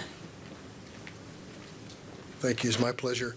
So recently we brought to you for your consideration the surplus and sale of the property that we call 2424 Hedge Apple. We advertised that after that authorization to do so and put it out for bid. We only had one bid at that time, and it was below market value, significantly below market value. And so we as a staff do not feel like it's in your best interest as a board to take that offer, and so we were recommending that you reject all offers and that we put it back out and advertise it further so that we can obtain bids that would be more suitable for a piece of property such as that. All right, thank you, Mr. Horn. Are there comments or questions for Mr. Horn or Dr. Smith? Okay, I have Mr. Wilbanks. Just as a point of clarification, I have a motion here, but as a point of clarification, we don't have to make a formal motion to reject the sale that's already occurred, correct? We've not rejected that yet because it's property matter, so it would be the board. Okay. So I assume the language I have would cover the need for both. So having heard that, I move to authorize the superintendent to sell the AISD property located at 2424 Hedgeapple Drive. All right, I have a motion from Mr. Wilbanks. Is there a second? Second. I have a second from Mr. Mike. Trustees will move to vote. Ms. Fowler, can I have your vote? Vote yes. All trustees present have voted in the affirmative. Ms. Fowler votes in the affirmative. The motion carries unanimously 7-0. Thank you, Mr. Horn. Thank you. We have one more action item for our consideration tonight. That's action item D. Action item D is to consider the approval of a notice for the May 3rd, 2025 election. Dr. Smith. Trustees, as you know, every year when it comes to election season, you have to approve the notice of election. And tonight we bring to you for your consideration the notice of election for in English, Spanish, and Vietnamese for the May 3rd, 2025 general election. All right, thank you, Dr. Smith. Are there any comments or questions on action item D? Ms. Richardson. If there are no questions, then I move to approve the notice of election in English, Spanish, Vietnamese, and do it for the May 2nd general election. I'm just clarifying, is that the May 2nd or May 3rd election? May 2nd is what I had written down. Is it May 3rd? It's May 3rd. May 3rd. Okay. Thank you. All right. We have a motion for Ms. Richardson. Do I have a second? Have a second from Ms. Haynes. Trustees will move to vote. Ms. Fowler, can I have your vote? I vote yes. Thank you, Ms. Fowler. All trustees present have voted in the affirmative. Ms. Fowler votes in the affirmative. The motion carries unanimously 7-0. Okay, we will now move on to our consent agenda portion of the evening. Dr. Smith. Mr. Chapa and trustees, I want to make sure that the board is entirely clear on what you voted on the sale of the Hedgeapple property, and I'd like to have Dennis clarify for us the authority that you've given there. I just don't want there to be any confusion amongst the board. I saw some confusing looks, and I think it'd be good to have some clarification there.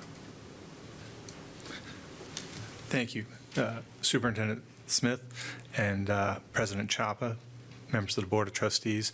You've authorized the superintendent to sell. That doesn't mean he has to sell to this buyer or any other specific buyer, but when an appropriate buyer does come aboard, then he has the authority at this time to make the sale. If there are any questions. Any questions from trustees? All right, seeing none. Thank you, Mr. Eichelbaum. Dr. Smith. Okay, we will move on to consent agenda. Are there any trustees who would like to withdraw items from the consent agenda this evening? Seeing none, we will move on to vote on the consent agenda. Do I have a motion to approve the consent agenda? So moved. I have a motion from Mr. Wilbanks. Do I have a second? Second. I have a second from Mr. Mike. Trustees will move to vote on consent agenda. Consenda. It's a new one.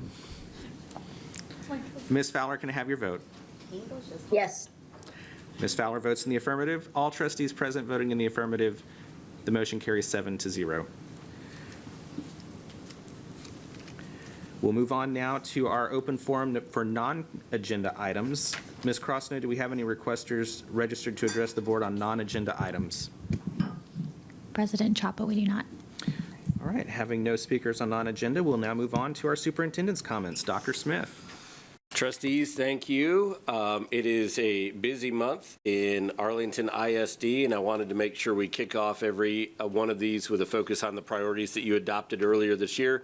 As you know, we have been in key discussions about how we maximize our resources in our system to create a thriving district while maintaining sound fiscal management. As you know, that balance is challenging sometimes, but I appreciate your efforts tonight in the board workshop to help us talk through some of those key parameters for budget development moving forward. And as you also see that you've spent some time on in the last month as well, that Campus Needs Index is an important one for us to really start to talk about strategic staffing and resource allocation moving forward. So we thank you for your continued focus on that, and we applaud our staff for continuing to focus on that as well. Hale Elementary students got a unique, fun math and science lesson recently when they traveled to Arlington ISD's Food and Nutrition Services kitchen and learned how to bake bread.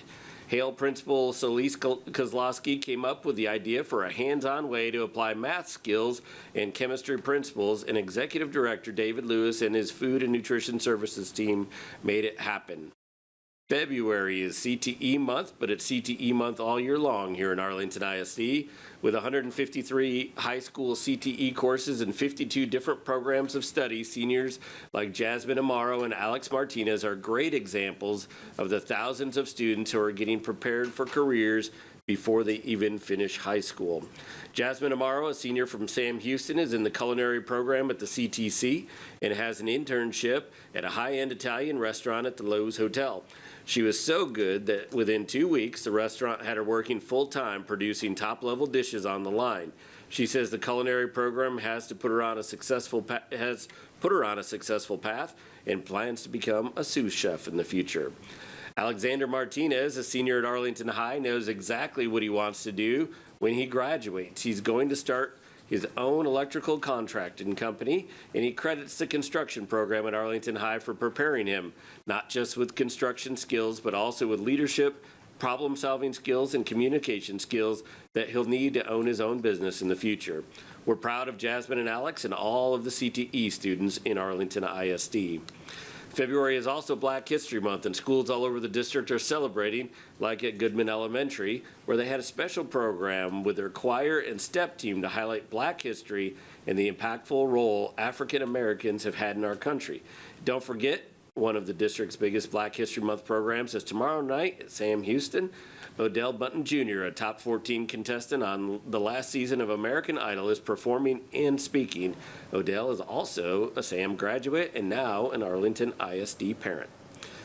Arlington ISD's Special Olympics, sorry I didn't click fast enough. Arlington ISD's Special Olympics volleyball teams got a special send-off last week when they left for the state tournament in Austin. Teams from Arlington, Bowie, Lamar, Martin, Sam Houston, and Seguin got a pep rally, dance party, and clap out before leaving town to compete.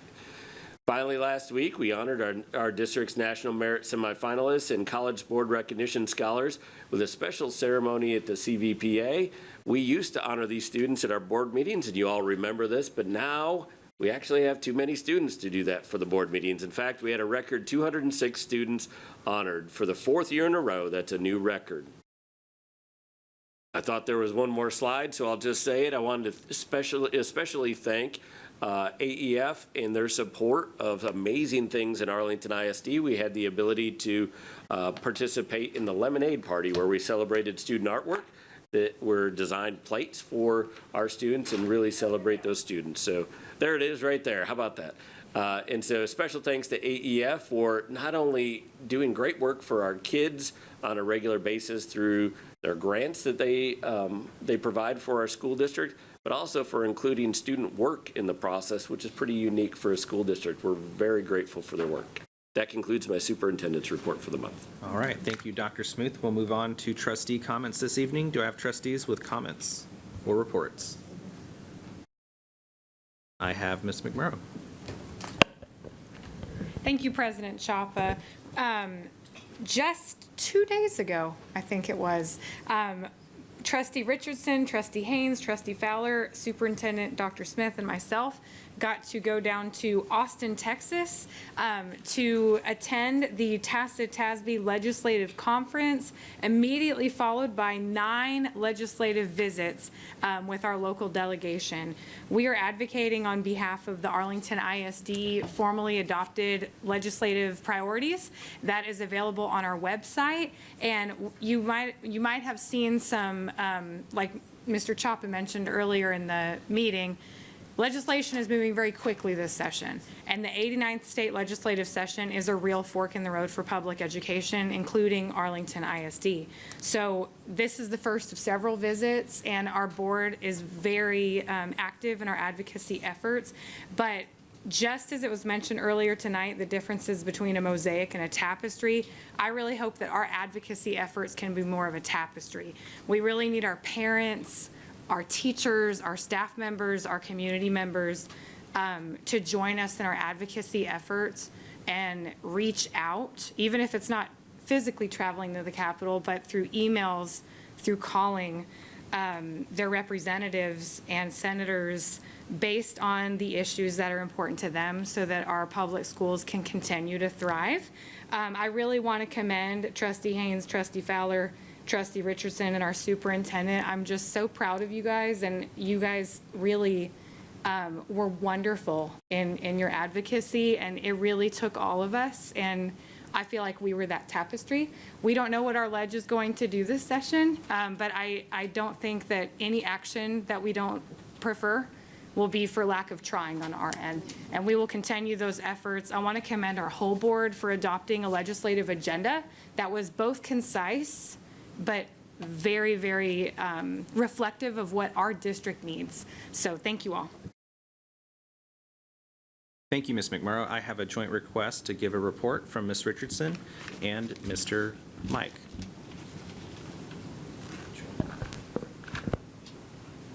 Good evening. Joint report. We've done a couple of things together, I know. So a couple of things, we've been busy, but wanted to go through some of the things that we have all been at together to let people know. And one of the first things that we did, it's been a busy 2 weeks, was our town hall. Winter Town Hall with Representative Chris Turner. He hosted that at the Municipal Airport in Arlington, and we were able to go hear him speak and inform and educate people about what is going on with a lot of issues, anything from mental health going on, but also the increase in public school funding and what we're needing. President Justin Chapa, you were able to step in and field some on-the-spot public education questions that people had and did a great job. So we are thankful for him and that he invites us to come and participate in it. Next, Dr. Smith and I were able to be at Shackelford Elementary the other day and got to meet their security officer. She has just completed 26 years in the district, which was amazing. Thankful to Kelly Smith, the principal there, who gave us a tour. It was on a testing day, so we got to go sneak into a couple of the classrooms. And one of the favorite things that I saw was a sign that a teacher had put up about you belong in advanced and all the reasons that kids belong in those classes. Next, Project Search. Project Search is a program at Texas Health Arlington Memorial. Ryan, Ellie, and Kevin all work there, and they were given a really special send-off by their entire department. I was told that the department was not going to be the same without their students as they went to go compete in the Special Olympics. So thankful to them. You talked about Special Olympics, Dr. Smith, but I got to go and watch Spence be there along with our coordinator, Wendy Harvey. She said that every single one of her 6 teams that she took, all 6 of them placed in the top 3 of their bracket. And that is the first time that's ever happened in the entire district. They loved being there. They were so excited. And they really loved the send-off that Morton students gave them. They came in and made them feel like the celebrity athletes that they really are. Also, we were able to head over To archery, yes. So we had a chance to go to the archery building and meet Coach Villanueva, Alex Villanueva. Here's something that I think the community should know. Out of 938 schools in the nation, the #1 archery program in the nation is Morton High School. So that says a lot. And when we talk about how many titles that they have won, 2016 and 2017, they were state champions. 2019 through 24, they are state champions. And then in 2024, they were national champions. So he has a very great program. Oh, we just skipped things? No, we're showing the tiles. Oh, the tiles. Yes, these are the tiles. So the seniors get to put up these tiles, the little drop-down ceiling tiles, and you can see how creative these students are. Not only are they really, really good, what are they called, artist? Archers and artists. Dr. Smith, why couldn't the Pepper do archery? Because he didn't have habanero. That's a really good one right there, I gotta admit. It is. So we were blown away that these students are talented, but their artwork all over the ceiling tiles that these senior kids did, that DJ system right there, I thought that was a real audio system up on the ceiling. From a distance, it looks so real. So it's just neat to see that they're multi-talented. And the fact that every high school gets to go there and participate, and that we bus them there and back, and they don't pay for any of their equipment. It's an amazing program, but getting to talk to the kids that are involved in it and the friendships that they've made, he said that 90% of his students have never shot before, ever. And so for them to come in and be ranked this way, we even got to meet his own daughter that he's coaching, Yeah. and outstanding. We got a chance to shoot too, so it was, if you ever seen Robin Hood, it was not like that, but we had a good time. We got to go to Ashworth Elementary and Reading with the Stars earlier this week. They invited different local leaders. Trustee Wilbanks was there, as well as President Chapa. Thank you to Principal Stacy, Librarian Inwell, and Rayborn Sprayberry, the Family Engagement Liaison, who coordinated all of us. I'm sorry, gentlemen, you will need to step up your game and bring your own bearded dragon or animal next time. Now we move on to Duff Elementary, and we had a tour with Principal Harbison. We saw and you can see the majority of this is the library from our 2019 bond improvement package. Scholastic, if you remember being a child with Scholastic, how great and impactful it was. I asked about the Ferrari posters, and they still have those after so many years. So it was a good time to see the kids enjoy that and to see the great things that they are doing in that school. You can see down to the bottom right corner, the gymnasium, which is almost fully done and has that retro Ocean Pacific vibe. So gives you something to look at. But great time at the school, and they're doing wonderful things. We are especially thankful to Arlington Today and Judy Rupe, who featured our school board trustees in their latest issue, and we were able to share what leadership means to each of us. So a special thank you to Arlington Today and how they let us share what was important to us with our community.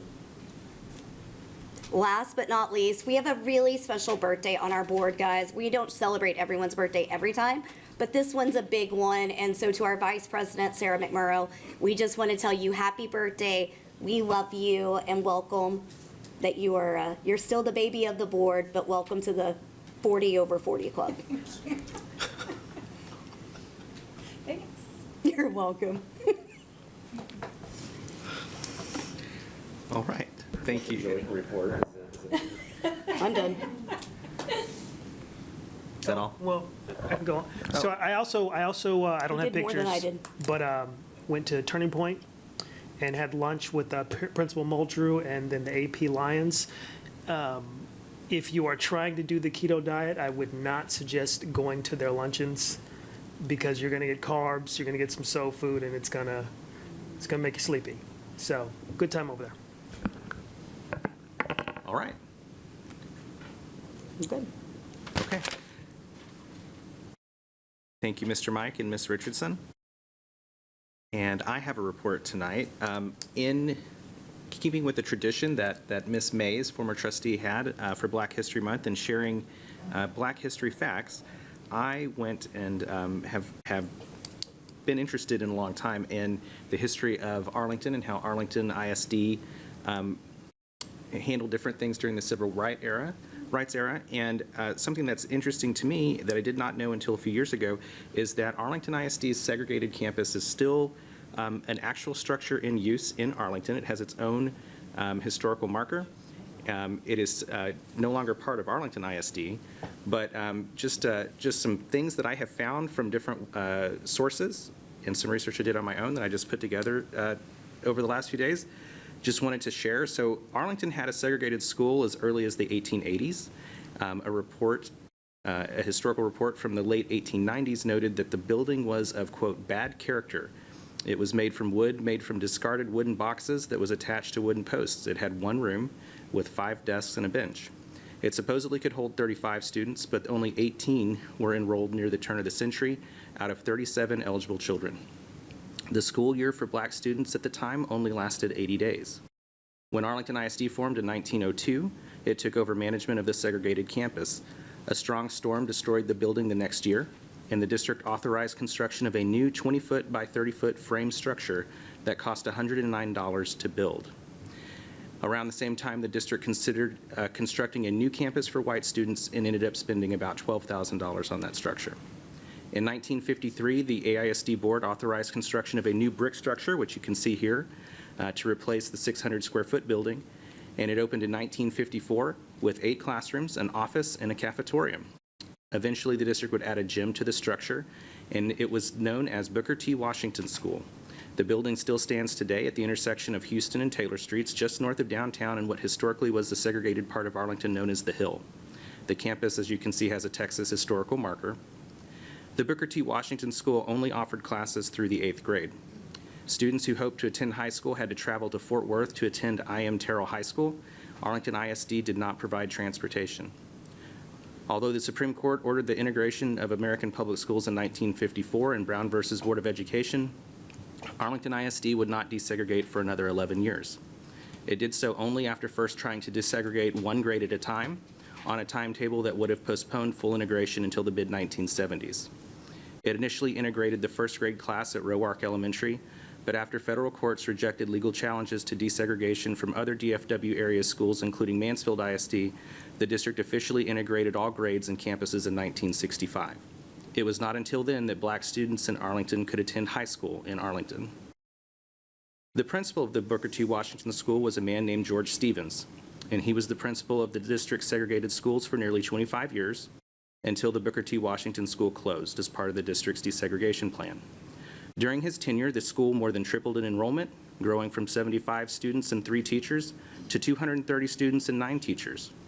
Mr. Stevens was known as a community leader. He served on the United Community Progress Association.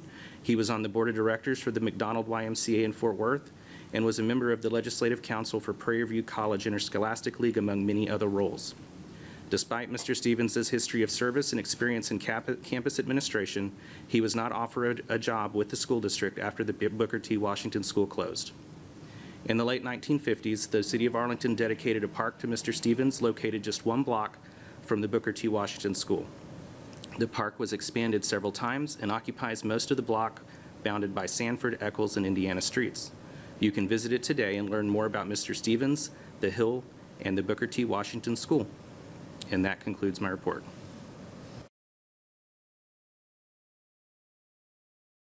All right, Madam Secretary, do we have any items to consider tonight? We do not. Okay.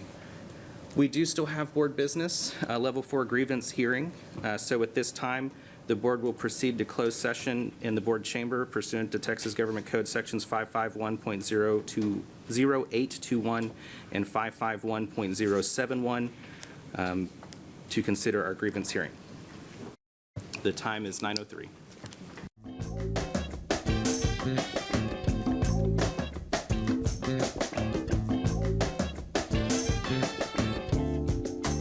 Okay, the time is 9:43. The board has returned from closed. The board took no action during closed. Any board members with discussion? Okay, seeing none, I will make a motion to uphold the level 3 decision of the superintendent. Is there a second? A second. I have a second from Ms. Fowler. That's a motion by me, a second from Ms. Fowler. Trustees, please vote. Ms. Fowler, let me get your vote. I vote to uphold the decision. Thank you, Ms. Fowler. All trustees present voting in the affirmative, Ms. Fowler voting in the affirmative, the motion unanimously carries and the level 3 decision of the superintendent is upheld. The time is now 9:44. This meeting is adjourned.